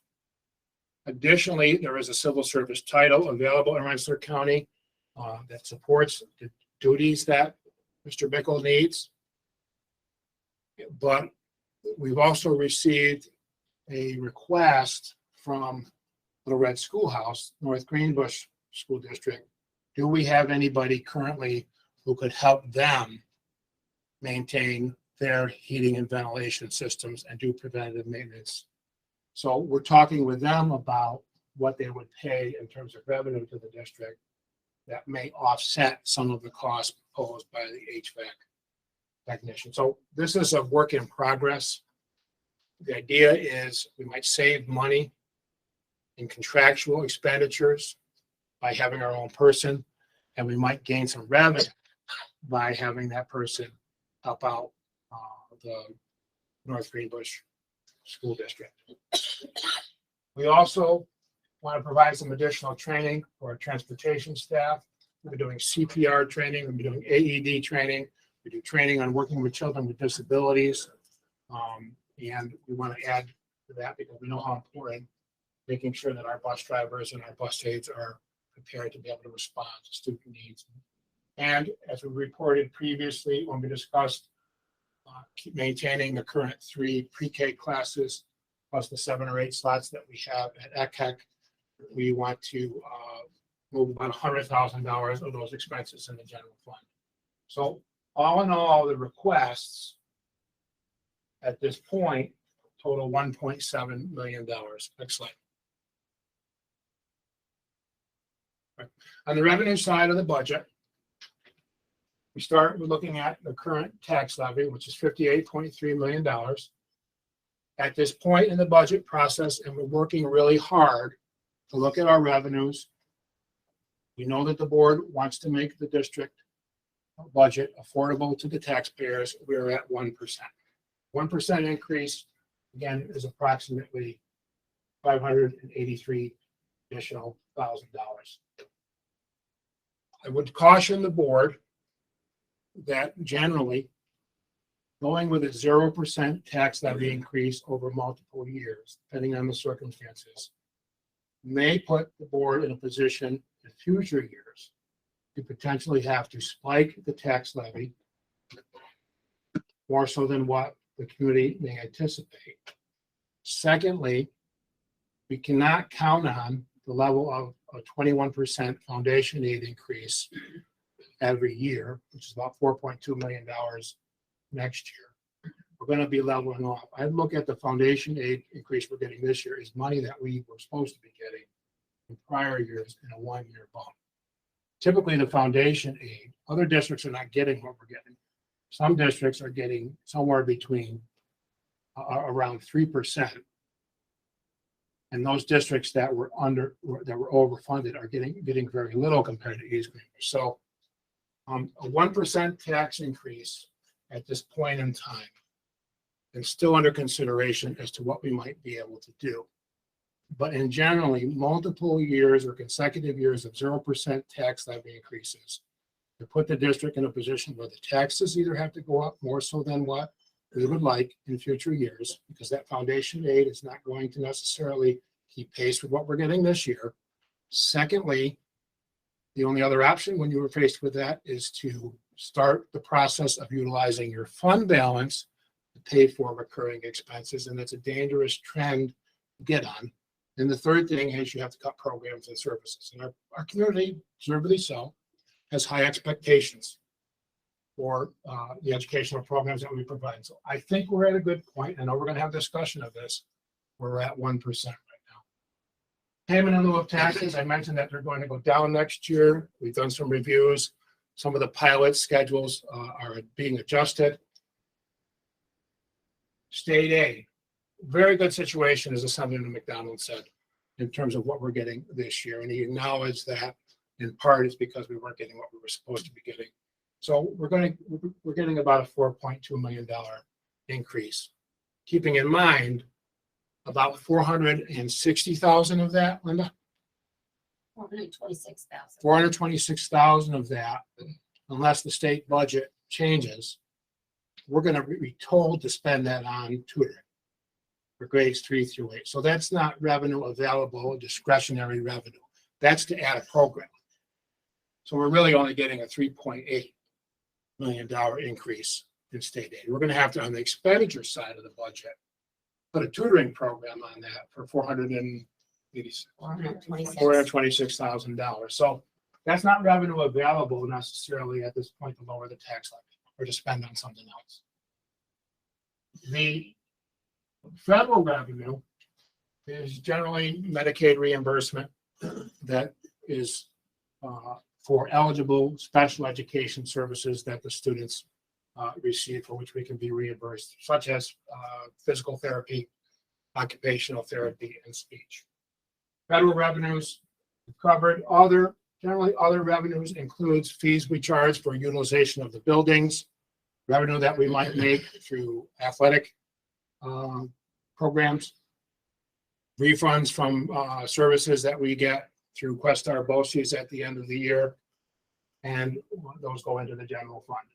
Interfund transfer, we've been spending down each year, and the Finance and Audit Committee, I think, knows this, a debt service fund that was a little too high, and that districts have been asked to bring down. So we appropriate that money from the debt service fund to be able to offset escalating program costs. And we're going to be recommending about $375,000. So our total revenue is $102.2 million at this point. We don't know whether the state will increase state aid or reduce state aid. My guess would be it will be unlikely that they will increase state aid for a district like East Greenbush. But as I said, there are other districts that have gotten less. And we recommend appropriating $6.82 million of fund balance to close the gap between projected expenses and projected revenue. So all in all, our revenues would total, if this stays as it is, and we're still working on it, $109.1 million. Next slide. As we move to the expenditures, as is every case, every year, salaries, health insurance, and benefits, teachers' retirement, employee retirement are going up. Our estimated cost of salaries is $54.6 million. Equipment expenses, slight adjustment in the equipment lines, contractual expenses. We're really adjusting that down a little bit.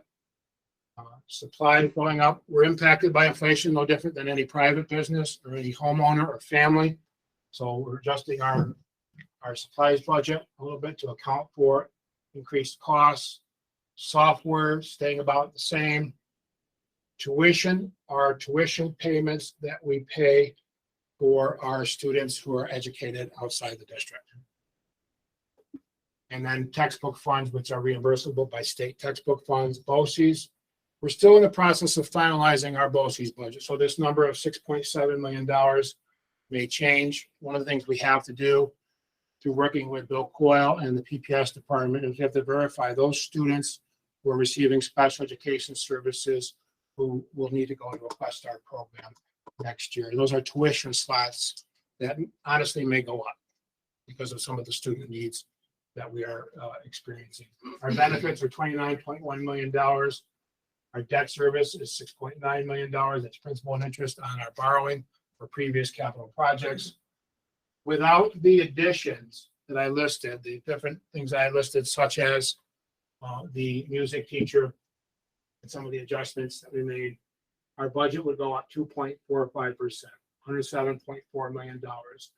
Adding on the list that I shared with you, of the additions. It goes up another $1.7 million. Balancing it with the revenues that were projected on the last slide, our projected budget would be $109.1 million, which represents a 4.06% budget to budget increase. But again, we will be able to do this with a 1% increase in the tax levy. So the budget would go up 4%. Tax levy at this point is at 1%. Next slide. We're still in the process. Again, we have several weeks before we have to present the budget to the community. We have to finalize our enrollment. Our enrollment is fluid in some of the schools. We have to look at our staffing to support that enrollment. As I mentioned, we're going to finalize our BOCES services. We have to finalize insurance, health insurance, as you know, never goes down. It's going up in the range of 9% for one of our plans, in the range of 14% for another of our plans, in the range of 6% for a prescription plan. We don't necessarily take those escalated costs and lump them onto the budget. We try to find room within the budget to some degree and through use of reserves to make that benefit increase as manageable as we can. And we want to finalize some of our equipment needs. As I mentioned earlier, I've asked Linda to consider, once we know where we might end up this year, to purchase some of those equipment, such as the trucks, etc. The other thing we need to do that we haven't talked about, we're working on transportation, not to get Mr. Dunn upset, but one of the things we're trying to do is we have had a replacement schedule for our buses. And there are some buses that we really need to take off the road and replace. Just at a time when we're not certain what's going to happen with electric buses and we don't have the infrastructure. So I've asked Linda and Wanda to cut back the number of buses that we might need to replace next year to really what is only needed until we figure out with certainty what this electric bus, zero emission bus is going to really mean. So you're going to see a proposal that may be a few or less than what we originally thought in buses. It could be in the range of some smaller buses and some larger buses, but we're going to talk about that at the next meeting. But we do have the transportation reserve, and that will be a proposition if the board supports it. But we're looking at what we really need versus what we can forego until we figure out a plan. And we're also doing a fleet study with a private company to come in and look at what would be needed to equip our buses and our transportation center with zero emission buses. So that's where we're at this point. It's March 8th. It's got a ways to go. We don't believe, based on the information that we have right now, that we'll have really a lot of additional information for next week. So to remember, when we did the budget calendar, we said, let's add another meeting in case we need it. We don't think we need it unless the board really wants to come to another meeting next week and have more discussion. We're certainly willing to do that. The third budget review session will be March 22nd, which will be the second budget review session. If you're running for the board candidate petitions are going to be available on March 27th. Board adoption of the proposed budget by April 4th. The deadline for petitions for board candidates is April 17th, and the budget vote is on the third Tuesday of May, which is May 16th. I know that took a lot of time, but I think it's important to have the information, be able to process the information, to have it out in the public space. So with this, at this point, we can advance the slides. I'll take any questions, concerns, or feedback that you may have. We'll bring those questions, feedback back to the table. We'll try to continue to refine our budget. And thank you for your attention. I know it was a rather long presentation. Thank you very much. Thanks, Jeff. So now on a part of our discussion items, the first thing, as Jeff mentioned, is feedback on the budget. Board members, a lot of information shared. Preliminary thoughts or anything that can help guide the administration on next steps, things to look at. Initial thoughts?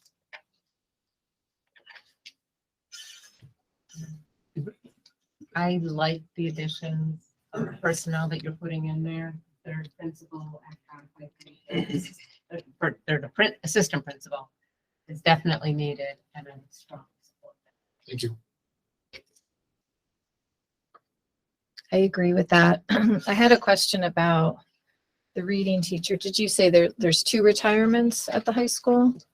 And I asked Mr. Harkin for a little help. We have three reading teachers at the high school right now. Two of those reading teachers are retiring. One, our plan was to move two of those positions, not the people, but the positions to other places to move reduce the number of early intervention specialists. We're also reading certified, and Mr. Harkin is uncertain that he could meet all of the students' needs who require reading with just leaving the one teacher there. So we put it in the budget for now, and we're still reviewing it based on his projected needs for AIS for next year. Okay, so we have 3 now, 2 are retiring, and then with this, we'd be back up to 2 That's at the high correct. school. Okay, thank you. We'd rather start with everything and then go Yeah. down. Sure, So- that makes sense. John? I like the overall tone of the budget as far as it's really a needs-based, projected needs to where the direction we're trying to get the district to go in and address some of the concerns that the board has voiced, prioritizing reading, additional services for students. I think that's really important, whether it actually fleshes itself out, but I think that means we're thinking in that direction. And I think as my tenure on the board, one of the things we've recognized is some of the needs that have shown themselves over time for the middle school and making the middle school the priority that it is. Again, the only thing that I would add, and this is just for the conversation, is that when we make these, especially in management positions, that we have a real mission-specific purpose for that position, and then even develop some long-term goals for that school that are tied to the additional position. So that like a long-range planning, like a strategic plan, instead of just adding a job, that we're adding a job with a purpose and a goal for that purpose, just like with all the additional teaching staff and stuff. And John, I'm glad you brought that up, because one of the things I've been working with Mr. McHugh on, Mr. Newman, and Ms. Hoffman on is the overall direction of the school. And I put into the board update, I'm going to be asking Mr. McHugh to come later on, present some of this information about the vision for the school. He's been taking staff on visitations to other middle schools and taking a look at what they're doing, and bringing back information and having facilitated discussions about how those schools are organized, what the curriculum delivery models are, what the academic support is, what the schedule looks like. And so part of adding the assistant principal is a step towards where the school wants to go as a true middle school. For some things that, in order to do this, for example, more FTEs than the 2.75 would be necessary to do true teaming at the 6th, 7th, and 8th grade level. So we've looked at enrollment. So we saw this as a step to support the principal, so the principal can continue those growth efforts of the school and also organize it in a way that it's more responsive to student needs, parent needs, and faculty needs. But I was going to have Mr. McHugh come to a meeting before the budget and present what they've done so far. I'm really glad to hear that, because part of the conversation that we've had, especially under your stewardship, Jeff, is the fact that we've taken all the elementary schools and we've bound them together with a mission. And now in the high school, before that, their purpose is well defined. And the middle school was just kind of in the middle. It was truly a middle child. So therefore, I think it's time to, as we develop that mission statement, not only develop the mission statement for the middle school, but develop the mission statement for the middle school and how it translates and goes from K to middle to high school. And it goes back to that whole concept that your education is truly K through 12, and not when you get people out on islands and the accountabilities, and there's a lot of different things that are at play. So I like that concept, but I would go in that concept. I'm glad to hear that we're going to have a specific vision for that concept rather than just blanketly adding a position. And the second thing that I do agree with the budget sense, and if you're reading the tea leaves with Mr. McDonald, he's telling you things are going to come down the road or change, and he openly talked about the revenue stream in the state switching and shifting. And I think a gradual increase, as long as they're needs-based for the taxpayers, is a better philosophy than just keep going at zeros and then having to go to eventually a 3 or a 4 or 5 in 1 year. So I like the concept.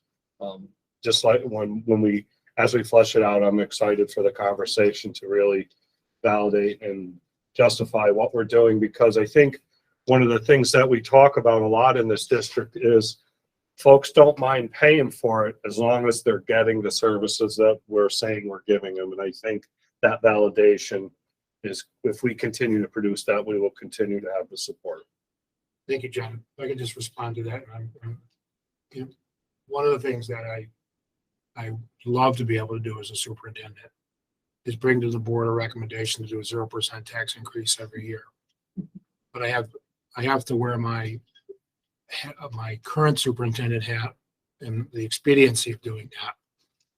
And I know that would be a popular thing to do with the community. Again, situations which I have seen in which districts, including some districts within this region, for multiple years have done that. And they don't have the kind of programs that East Greenbush has. They can afford to have the kind of programs that East Greenbush has. And they have really dire situations where they have to either raise taxes and the community is not prepared for it, or they have to cut their programs, or they deplete their fund balance to the point that they are at fiscal insolvency. We are highly rated in terms of our credit rating for the district. We have good bond rating that enables our district to be able to borrow money at very low interest rates. We provide stability for the district's taxpayers and the community. They get a good service from us. And a point that I want to make, we've been able to add new programs and services really for the last 6 years, and kept an average, what was the average tax levy increase was about 2.2%. So if you take that 2% over 6 years, that's not a lot in terms of because the 2 zeros were averaged into it. Well, we are adding programs, and those programs do come at a benefit to the students. The program that was presented tonight, for example, for 12 or 13 students in the P-TECH Early College High School program, which is a very variable program. It's not free. It's not fully grant funded. It comes with the tuition costs associated with that program. The Universal Pre-K program, we have 123 parents, as of this afternoon, have put in applications. I was very encouraged that John McDonald is going to advocate in the assembly to advocate to bring that cost up from the $5,700 per student, $5,400 per student to $10,000. That program is not free. So as the superintendent, I have to worry about the future. I don't want to, look back and see a superintendent that succeeds me say, look what this guy did. He chose expediency of a 0% tax levy increase in his last few years here in order to look good. Now I've got to do the tough work to have to raise taxes and convince the board then to have to raise the taxes. I want to leave a legacy where we did things that were responsible at the time. Secondly, I want to leave a legacy that we provided stability of programs for the children, and we added programs where we could, and we made it affordable for them. So that's where I'm coming from. I know there are different opinions on the tax levy increase, but I also feel a responsibility that we cannot rely on a $4.2 million foundation aid increase every year. And we want to put our district in the best position for the future to be able to maintain the kind of stability and the high expectations that the East Greenbush community expects. Well, I think that correlates to two things, and I'm glad you brought it up, because there's the popularity, but there's also best practice, and sometimes they don't marry. But I think, at least from my perspective, one of the things that we are doing better each year here since I started on the board is we're reaching a broader scope of students. And my goal, my personal goal for my board service is to reach every student and every family. And there is a cost to that. And I'll value that cost as long as, like you said in the very beginning, that we're spending our money wisely and appropriately, but effectively. instead of running around with a garden hose just to add things. And I do not want to cut. I don't want to start a program and then have to take it away from people and families that are benefiting from it. And even if it's only a small target group, because they deserve the same opportunities as our high achievers and the broad spectrum. So I'm encouraged by that, and I'm encouraged by the purpose and the thought that goes into it, and making sure that it's effective and we do have results. That's why we do program reviews. I just want to make sure that all the money we spend is being used properly for the benefit of the community. So thank you. Thank you. Yes. Thank you, Jeff. I know it was a lot of work went into that. Just a couple things. So the last 2 years with the 0%, I don't think that it was this board's intent or the district's intent to do that to make anybody look good. I think it was done to help the taxpayers of our school district. I don't think our economy is in full recovery yet. Prices in the grocery store are not coming down, they're going up. Gas is still going up. Housing is still going up. We were very fortunate from what the state was able to give us this year that, you know, I believe we can maintain another year at the 0%. And we can't predict the future. We can't predict in 3 years, our enrollment could tank. And I don't think that it's fair to say that if this board wasn't to implement this 1% increase, that, you know, previous or future boards, you know, are going to be struggling because we didn't do this. Because I don't think that is the case. If we don't do a 1% raise, that $1.7 million in requests will not happen. Is that what I'm understanding? No, not necessarily.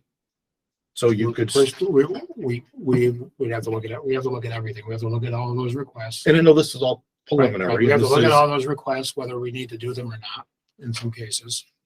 Some I would venture to say or would wind up on my next set of recommendations. The 1%, if I implied that the board, if you've interpreted me as saying that the board went with 0 for 2 years for expediency, that's not what I said. Earlier in the presentation, I said that the board, for good reason, made the decision because kids were recovering from COVID and families were really hurting. Some of our families in the community were out of work. So we made a decision that year because we were coming off of a hybrid model to do a 0%. And it made sense because we were also receiving the federal grants and the aid. But I have experienced situations where future superintendents and future boards look back and say, if they only did raise the tax levy incrementally over these years, we wouldn't have the proposed budget cap that we have. The board made the decision to go 0 for 2 years for very good reasons that were about the community's interest in the students. I worry about the perception later on that when you don't have the revenue coming from the state, that you're going to have to raise the tax. We don't have a crystal ball. You're absolutely correct. However, in working with some of the state forums that we've been talking to, including the state aid planners and all of that, they're telling us basically, look at this aid increase that you're getting next year as a bump payment and expect to have more normal increases. So that's what I'm worried about. And there's And I recurring- there's understand recurring- that. I just want to clarify that, Mark, because I No, I was not understand. criticizing the board. I was saying that someone could come back later on and say, you know what? The district and the board chose to forego incremental tax increases in the levy. Now we're in this situation because, as he said, John McDonald, the state is spending a lot of money now to support schools, but it's only as good as the economy of New York State is right now. And we've had situations with $10 billion budget gaps in the largest portions of the budget. So I'm not saying if we don't do the 1% tax levy increase, go back to your original question, that we would have to forego some of these additions.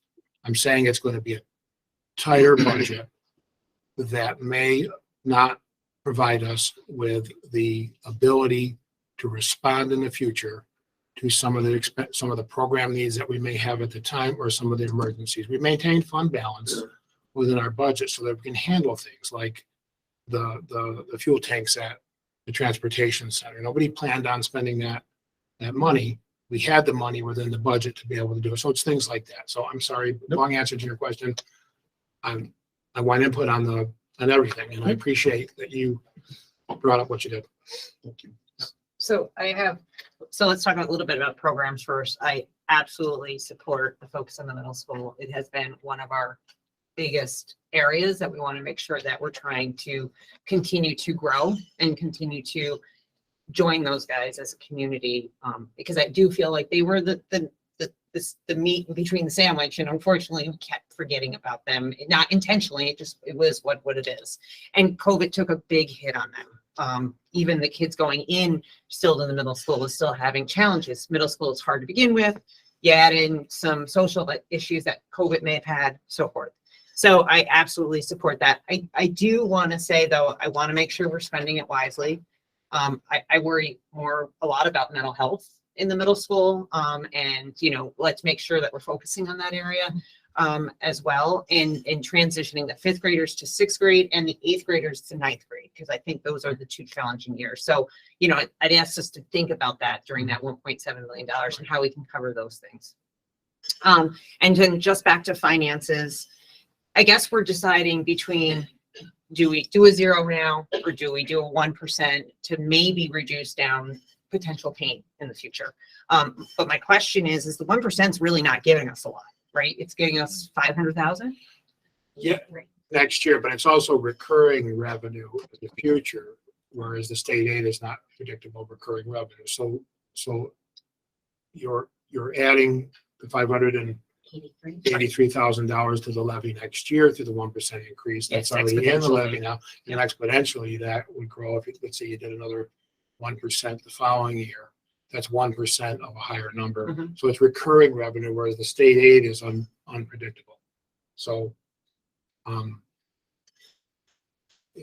as I said in my update, it would be easy to perceive that you could just find that $563,000, close that 1% gap down to the 0. That's not my concern. My concern is in the future years and making sure that the community understands that as we add programs and services, that we do make a concerted effort to keep those programs and services from impacting the tax levy. But it's not unreasonable, and the state aid formulas are calculated based on the wealth of East Greenbush School District. So there is a local portion contribution that should be expected when you're adding programs and services and your budget is going up every year. The state aid formulas, more state aid is given to a high needs district than an average wealth district in general, because the formulas include the combined wealth ratio, which is the income and property values of a particular school district and what they believe the community's portion of the overall increases in district expenses should be and what the state's portion should be. I guess, I still worry that 1% is not really going to get us a lot next year if they drop the 4.9 down. It's going to give us 500,000 and 5. It's a little bit of getting used to the idea that incrementally our costs are going up, and therefore the portion of the cost that state aid may cover versus the portion of the cost the local tax levy may cover is going to change. Understand. I think we all have to figure out, do we want the 1 or do we want the 0? And then go through it that way. In between. Yeah, and 1 is not large considering what we've been doing the last couple of years. Well, it's not large too, because these are asks, these are all additions. We're not there yet. I mean, does anybody else want to weigh in? I'll weigh in too. Charlie, anybody else? Sure. I just want to weigh in. I understand all the asks and I appreciate that. I understand the need for them, but I just want to make sure as we look at them, if we implement, we need to make sure we can sustain. I don't want to see us putting positions in, putting programs in, and 2 years down the road. We have a lot of internal discussions, Linda and I, in debates with administrators about that very issue. We look very carefully at the ads And there's a lot of tough conversations that happen away from the board table regarding, can we do this differently? Can we do this cheaper? Is this really needed right now? Can we buy it out of this year's budget? Why is that needed? And we put our people through their paces to really be able to justify. This list isn't a complete list of what everybody asked for. You know, but and I'm glad you asked the question because it gives me a chance to say, you may just see this list of things that we add, and as you said, they're all good things. They're going to support improving student programs and operations. But we do have tough conversations internally as to, is this really needed? We're still having conversations about the music teacher, for example, about the HVAC technician, about some of these other equipment purchases, and saying, you know what, can you forego that? So, Right, because bottom line kind of goes with what Mark's saying, as the budget goes up, that 1% this year, 2% next year. To you, many people can afford that, but there are people that can't even come close to affording Yeah. 1%. I talked to someone who doesn't have the money, $50 for daycare. That 1% would be huge. to them. one of the things I asked Linda to do, which we didn't do last year, and I think I asked you to do this, but now I'm catching you by surprise. Because our tax base is growing, right, and the property values for the East Groups are growing, 1% increase in the tax levy does not necessarily translate for all of our taxpayers a 1% increase in their tax bill. So we're going to share with you, and not to up the ante on Mrs. Wager, who's very talented. And then we'll give you an example similar to what she's been able to do of how that 1% tax levy increase would affect the average homeowner's tax rates by municipality. We did talk about that, right? We did. Right. So a large portion of the district will not see that 1% increase reflected in their tax bill in terms of the residential side. It's a 1% growth in the revenue that we're collecting from the taxpayers, but it's spread over the property tax base in such a way that in some cases, people's tax bills will go down, even though we're rich. Is that correct? It's possible. But one thing I'd like to remind the board of is we talked about the assessed value and the growth. And so the value in the district continues to grow. As I said, currently in this year, our homestead assessed value is $1.9 billion. The reason our pilots are going down is because we have 3 pilots coming off. One of them is fairly large, and that's the FedEx property. That pilot payment was about $700,000. They're going onto the tax rolls now for next year. So that's another thing to consider, because what happens is we have the dual tax rate system. So the non-homestead assessed values will go up as these properties go back onto the tax rolls, which helps the homestead assessed values. But remember, we're talking about $583,000 that would be bringing in revenue.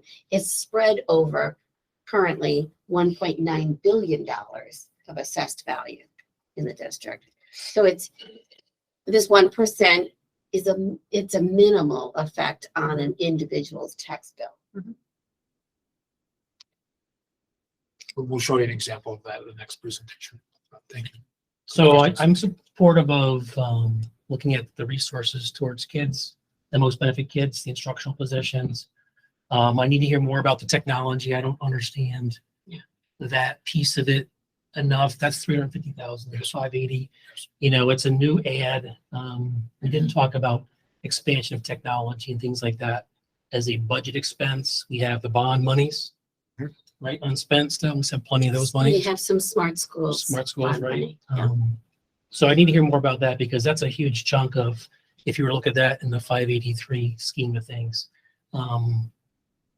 Some of the equipment, I'd like us to take a look and see purchasing things this year to push that, because I would support a 0% if we can get that number, get that 583, and get the asks closer to resources for students. The administrative position I support.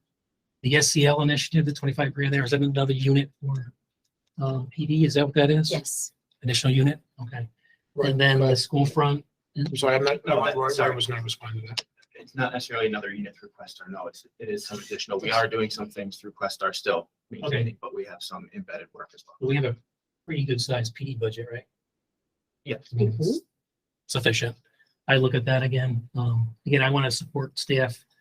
PD, we do a great job here at the district. I just want to know what that need is, that it's that much. Now, these smaller things will add up to big things and get us to that 1%, in my opinion. And I think that I need to understand this, the technology pieces, some of the, the O&M purchases, can they be done this year partially? Can we do things like that? I want to see what the reserves and the fund balance looks like when you start looking at these things. It's too early to talk about it now, but I think we need to look at those pieces and what we're using for reserves. I want to be able to take advantage of what John said about that 4% and how things can be, that fund balance. Are we targeting that cap? How are we utilizing to be able to be above the 4%? We have to be for future years. So I want to see more information, but I think you need to work to get that closer to 0 than 1, because I agree with Michelle. I don't think, I understand, but when you get that kind of money in your aid, I don't think it's a good practice, or perhaps that's not the right word, that when you get that increase in state aid, that those are the years the taxpayers took a big hit from years ago, and now they're getting the money back to us finally to fully fund this. You can't add that and then add a tax levy increase on top of it if we can avoid it. So that's kind of my take. Again, it's very preliminary. I think that amount of work that went into this was tremendous. In past years, we started at 10% and we got it down to whatever. We're talking about 1% in the grand scheme of things, and $100+ million budget. I understand that, but I think that includes the priorities. So as much as we can advantage this year, look at those priorities again. Keep resources closest to kids. That's my opinion at this point. Appreciate it. Thank you. Thanks. If I had something on the back page, things that, there's nothing here to meet the candidate. Need to add something. Sometime between 8 and 17. Oh, yeah. We typically do that at the formal budget hearing. Everybody, Any other feedback on the budget? So I think it's a great first budget presentation. It's a lot easier in the overall. past. Yeah, Thank you. it's excellent. Yeah. Even the 1% makes them smile. And I thank them for her work on it. Yeah, appreciate all the work. And the question on the 20+%, if we can get some relief on the tutoring piece, that'd be huge. The pre-K piece would be huge. And that's more to stay tuned. The one thing I would like to add about the high impact tutoring, as we said, that's about $426,000. That has to be supplemental. So that would have to be, if this requirement doesn't go away on the foundation aid, we need to add basically the $426,000 tutoring program to the expenditure side of the budget. That's the problem we have to add, and then. That's cut in one 2 bus, years John. And they cut the money. I'm telling you. One e-bus. I can't take it. Any other questions or comments on the budget? All right, there was appreciate the thoroughness and the work that was done to go into it. It's great to see that where we used to be in this process and where we are now. It takes a lot of hard work from Further ahead. And I appreciate the administrative input, director input, to make sure that they really were laser focused on the priorities. Thank you, everybody, for the feedback. We'll go back and continue to look at this. Appreciate the time you're putting into it. Well, we appreciate all the work. It was Yeah, excellent. save us some other meetings for sure. All right. A lot better than 10 we used to see. The next discussion item, this was something that came up, school board, 2023 call for proposals. Any feedback, input on type of things we want to perhaps propose to NISBA as a district? I'd be interested in any board members that might have ideas. I'll start the conversation. Thanks to Lisa Mahar, Roy Stiles, Helen Squatchy, and Wayne Grignon. they enabled me to look good as a superintendent at the NISCUS conference yesterday or the day before? Monday, excuse me. We did a presentation on our program that we have in place for the multi-tiered systems of support, the RTI process, how we utilize those funds strategically to have Lisa be the support person in the position, how we're utilizing the Renaissance Star Assessment at the school level and at the building level and at the district level to provide the board with information, how it's working in terms of staff development and professional development. So it was well received. It was a 4 o'clock.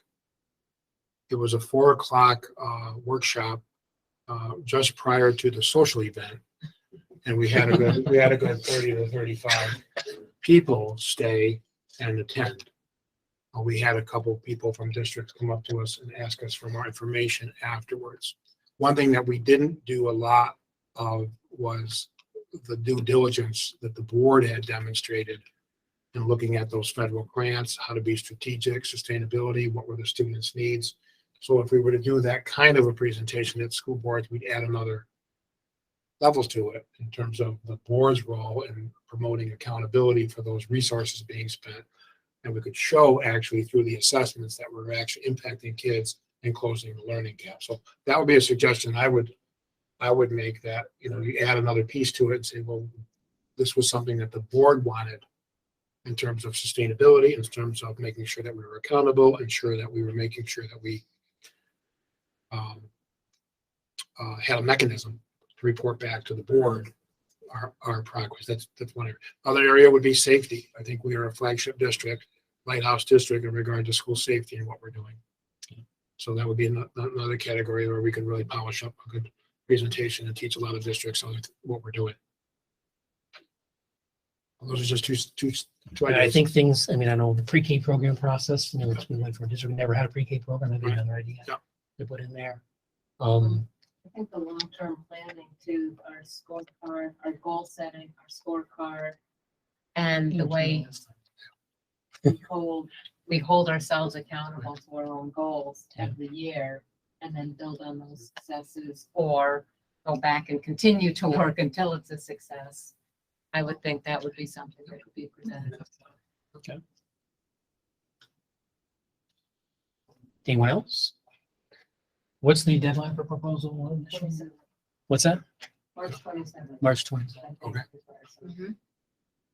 That's the deadline to submit. Okay. So we have one more meeting. I think a lot of that could be tied into one thing, to be honest with you. Yeah. Yeah, like initiating new programs, Board sustainability, planning for future student needs or something of that and nature. then weave in the pieces. Yeah, we discuss. I think the rest of us could volunteer, you and Mike, for the tag team talk too. It says board president and superintendent. So I say, I thought we just introduced people. That's it. We did a practice of that with Questar a couple of years ago. It was well received. Yeah, sure. So we'll work on a draft The presentation. yeah, We'll send it out to you. We don't have a lot of time, but we'll put it together.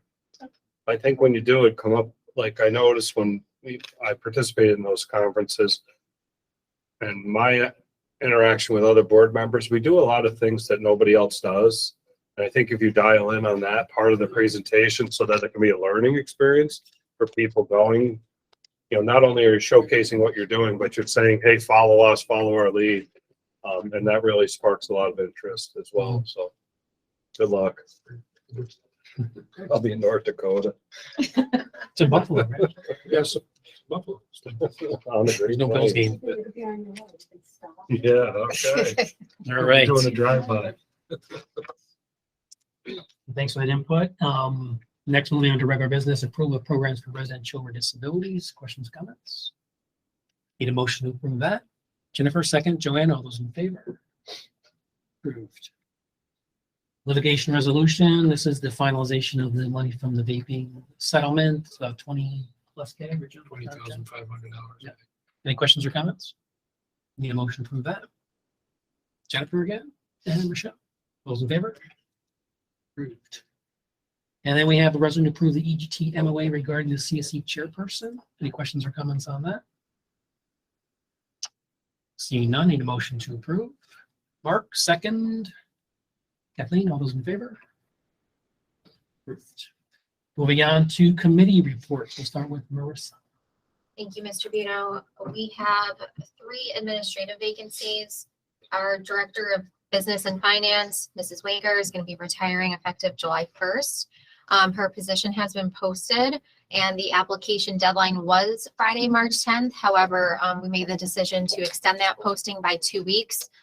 So that has been updated on our district website, as well as other recruitment sources such as OLAS, and that is now going to be Friday, March 24th. Our Director of People Personnel Services, that position was reposted on March 2nd, and the application deadline is April 3rd. The Assistant Transportation Supervisor, our committee conducted interviews on Monday, the 27th, and we are pleased to be recommending a candidate for hire at the March 22nd board meeting. And I just want to say thank you to everyone who served on that interview panel. I really appreciate the time. For instructional vacancies, we have a special education teacher at DPS for communication skills in the 2023-24 school year. That application deadline was March 7th, and it resulted in about 15 applicants. So Mr. Elby is currently reviewing those right now.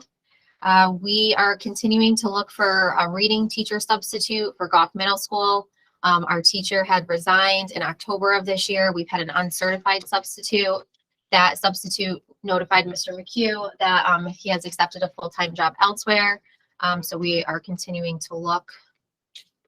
Full-time teaching assistant position at Columbia High School.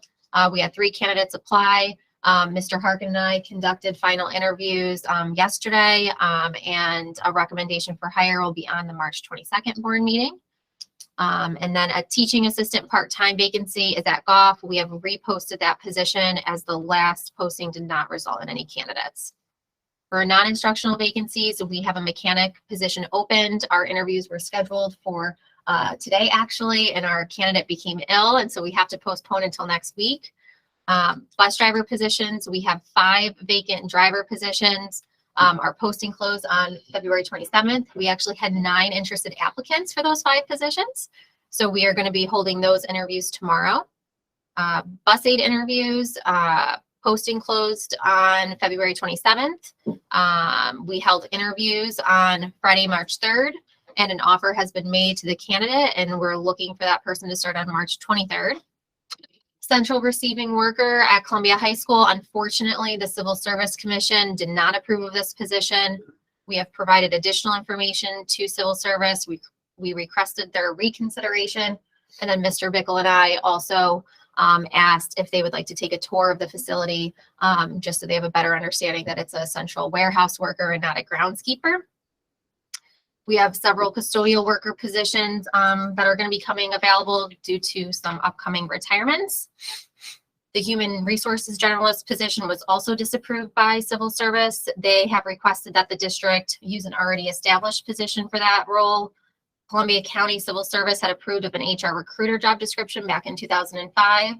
So we have forwarded that approved position onto Rensselaer County for consideration to approve, since that's an established position in a neighboring county. Purchasing associate, after 9 long months of disapprovals, we have gotten that position approved. And the recommendation for appointment is on tonight's consent agenda. And lastly, we have a vacant senior monitor at Columbia High School. Mr. Harkin finished those first round interviews, and we are forwarding the finalists on for final interviews right now. Anyone have any questions? Thanks, Priscilla. Linda? Thank you. Last evening, we had a BRAC Long Range Facilities Planning Committee meeting, and we had a couple of presentations. The first was from the Capital District Regional Planning Commission, CDRPC. They do our enrollment projection report, which I provided a copy of the report for all of you. And we can certainly have them come to a future board meeting if the board would like a further presentation. But basically, as Mr. Simons indicated earlier, we are one of we are the only district that they do this projection report for that is showing growth. And he indicated that it's not only the kindergarten growth, but it's growth in the different cohorts, which is indicating that people are moving into this district with school-age children. So that's a real positive sign. We also did an abridged version of the capital project presentation, which we presented to you in December. We did that for the committee last night so that they could get an idea of what is the building condition survey, how have we handled that, it has been filed, and how does that help us in creating our next capital project. So we broke out into some smaller groups, and Mr. Simons provided the groups with some questions. We did provide them with a lot of information last night, a summary of the whole building condition survey. Pages long. It identifies everything in every single building in every piece of our property. So it was a lot for them to digest. And so I'm thinking that at a future meeting, we're going to have a lot more feedback on this. But what we did, some of the comments that we received, was basically that you need to spend money a lot of times in areas where you don't see it. And, you know, our boiler systems are those types of systems are very expensive. Asbestos abatement, which we've always talked about, very expensive. You don't always see them. And you need to couple that with the things that people do see in order to have a successful project, and we need to make it district-wide. I would like to thank Mr. Pratt, who is the chair of our committee, who is here with us tonight. He chairs the committee and really has an historical view, historical knowledge of many things that we've done within this district. So thank you to Mr. Pratt. We don't have a next meeting date scheduled at this time, but when we do schedule one, we will be looking to have a representative from Capital Markets, which is our financial advisors, come and provide a presentation for the committee on our debt and our state aid and what type of scope of project we can look forward to. We did also talk about the timing of the project. You know, and there were some concerns about that with the board. And I have also spoke with Capital Markets as a result of that. So if the board is not comfortable with, or if the October 23 date that I used in my example of going out with a project is not comfortable for the board, we can certainly look at the following May. You know, there are pros and cons to all of that, which we can further discuss.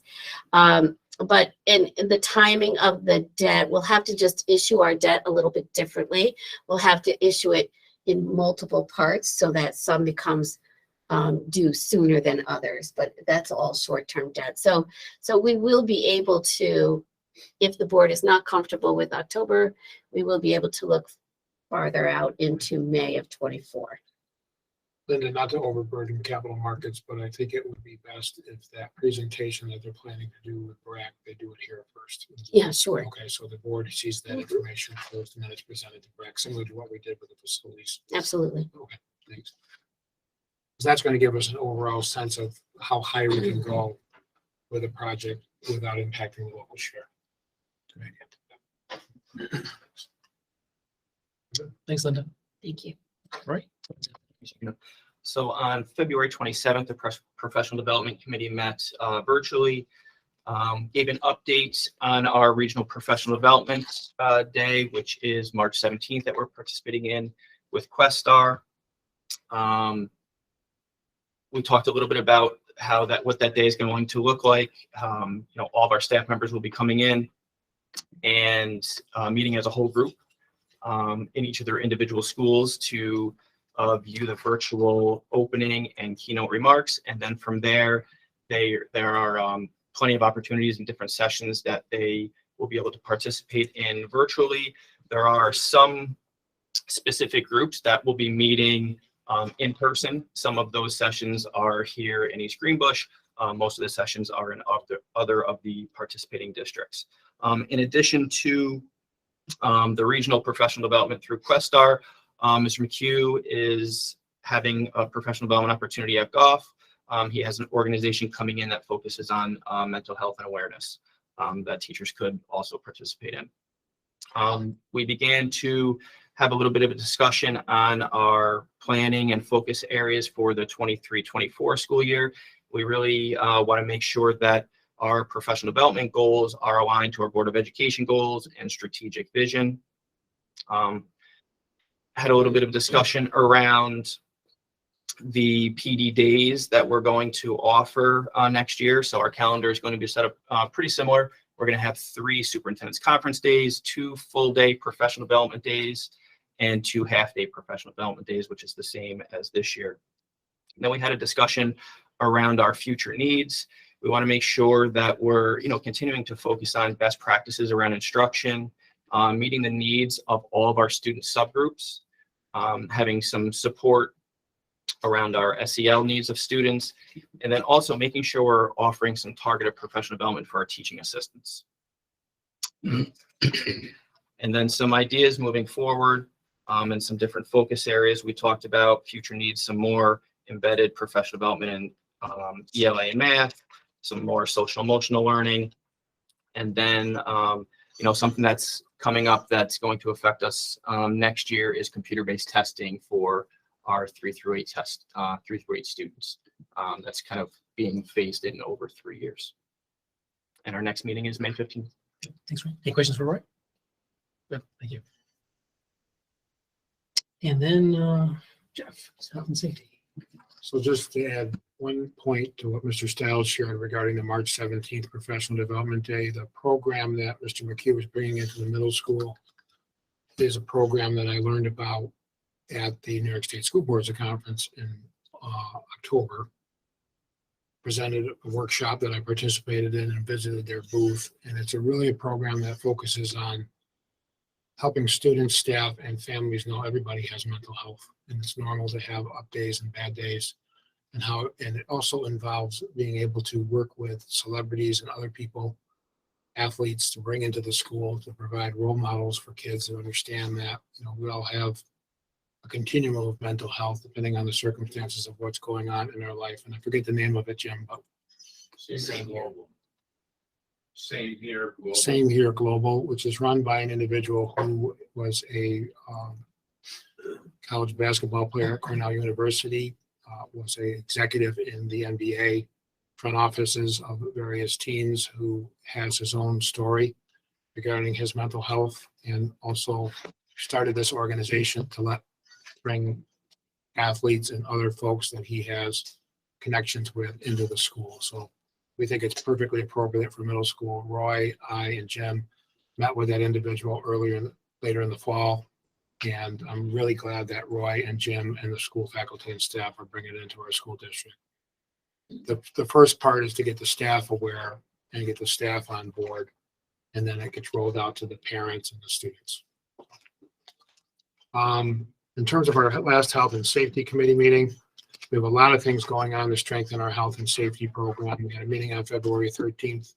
Many of these programs and services are being provided by Questar 3 BOCES. We had representatives of our administrative team and our SROs attend the I Love You Guys training, which is a sponsored training regarding safety planning and reunification drills. At that planning, we heard back from our principals and SROs that we have a very solid reunification plan in the event that you have to evacuate a building and have parents pick up their children at another location. We also heard about some of the planning that we've been doing in the district regarding the implementation of the Stop It app, which is a free app that is available to the district to enable students and anybody in the educational community to report anonymously when someone is considering hurting themselves or hurting someone else or committing. It is staffed by a call service. And we have an implementation schedule in place. I think we're going to be starting that in April at grades 5 through 12. Additionally, we heard from our SROs about how they're connecting with kids. We heard from Tina Tierney, who is not only a representative within our East Greenbush Town Board and a parent, but also works as a consultant for the state on school safety planning. She always tips us off on some things that are coming up in terms of their training. We've ordered some additional radios to make sure that our radios are functional and working, and that everybody has a functional radio. We talked about the fire and smoke alarm system, replacement schedule at the high school. And we're also working with the Kiwanis Club to do more vaping education for kids. Additionally, I'm reviewing our policy regarding the opioid prevention program and the access to Narcan. Rensselaer County Department of Health has asked all districts to really be part of the effort to make sure that we're addressing the opioid issue in Rensselaer County. We were ahead of the game in having a program in 2017 that was approved by the board to have Narcan in our middle school and our high school. We're looking at the feasibility and training that would be necessary to perhaps bring that into the elementary schools. It's more likely that we would have a visitor to the school and an event experience an issue that would require the Narcan. But it doesn't necessarily rule out that we could have an issue with a student, but it seems to me that we ought to at least explore having that available in every building because of the number of events we have. So that would require a policy change, and we would involve the policy committee at a future time in that discussion. It was a very productive meeting. I really like facilitating directly the safety committee meeting because of the enthusiasm and the input that we get from various stakeholders, including, as I said in the budget presentation, our representative law enforcement agencies. This was my report. Thank you. Just for the board's benefit, there was something in my mail about addressing the rapid rise of opioid and vaping use by students. That's a free seminar by Utica National. You can circulate this, the dates here in Saratoga, Tuesday, March 21st, if you're available. But looks like a good thing if you're interested or have the availability to attend. I know they do some nice workshops.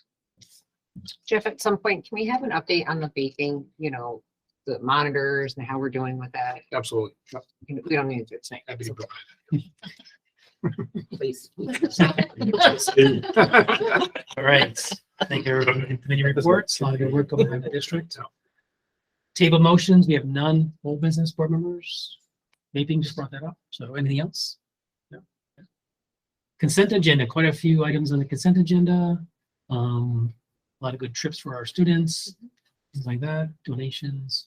Any questions or comments on the consent? Seeing none, need a motion to approve that. John, Mark, second. All those in favor?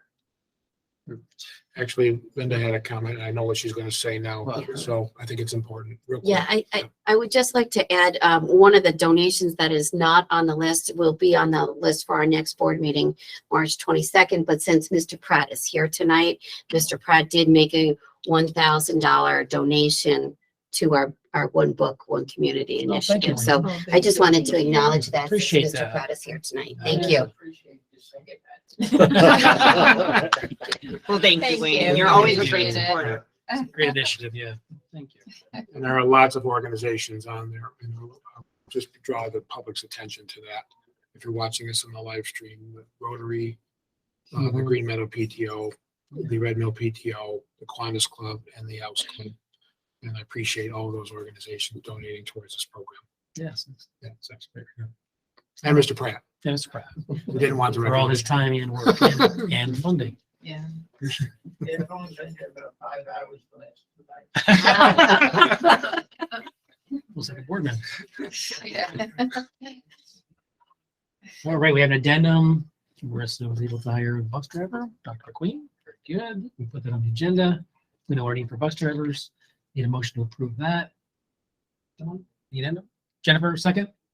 Joe? Those in favor? Approve. All right. How many to go, you said? One more? 4? 4 more after 4 more. this. All right. Joe, more. New business? Board members, anything? I know that I think Mr. Stiles and Dr. McQueen went to the Route 4 forum, public meeting. It was rescheduled due to the weather. Okay. And it's coming up and they're planning on going. So do you March know- 27th, I believe. Okay, Yeah. so not tonight, but some other time if we can get an update on that. The update on that. Route 4 is there's a Route 4 Yep, corridor yep. study, and obviously Route 4 is a big problem. getting there's no students traffic on back and the forth. floor. Yeah. So at some. We just point- need a couple more Wolf Road. circles. Yeah, more circles. Oh, rotaries, whatever they are. Probably get torn down. Another rotary. All right, thank you. Any other new business, board members? Public forum number 2, anyone? Who's left? Board forum, start on my right, Emily? Good. Joanne? Just a congratulations to Mr. Morrow on his upcoming retirement, for everything you've done. Yeah, thanks, Wayne. Thank you, Wayne. Enjoy. Kathleen? Nothing? Jennifer? Art? John? Michelle and Cheryl? Good. Again, just want to echo the amount of work that went into the presentations today and appreciation for all the work that the administration and the team is doing to support the school district.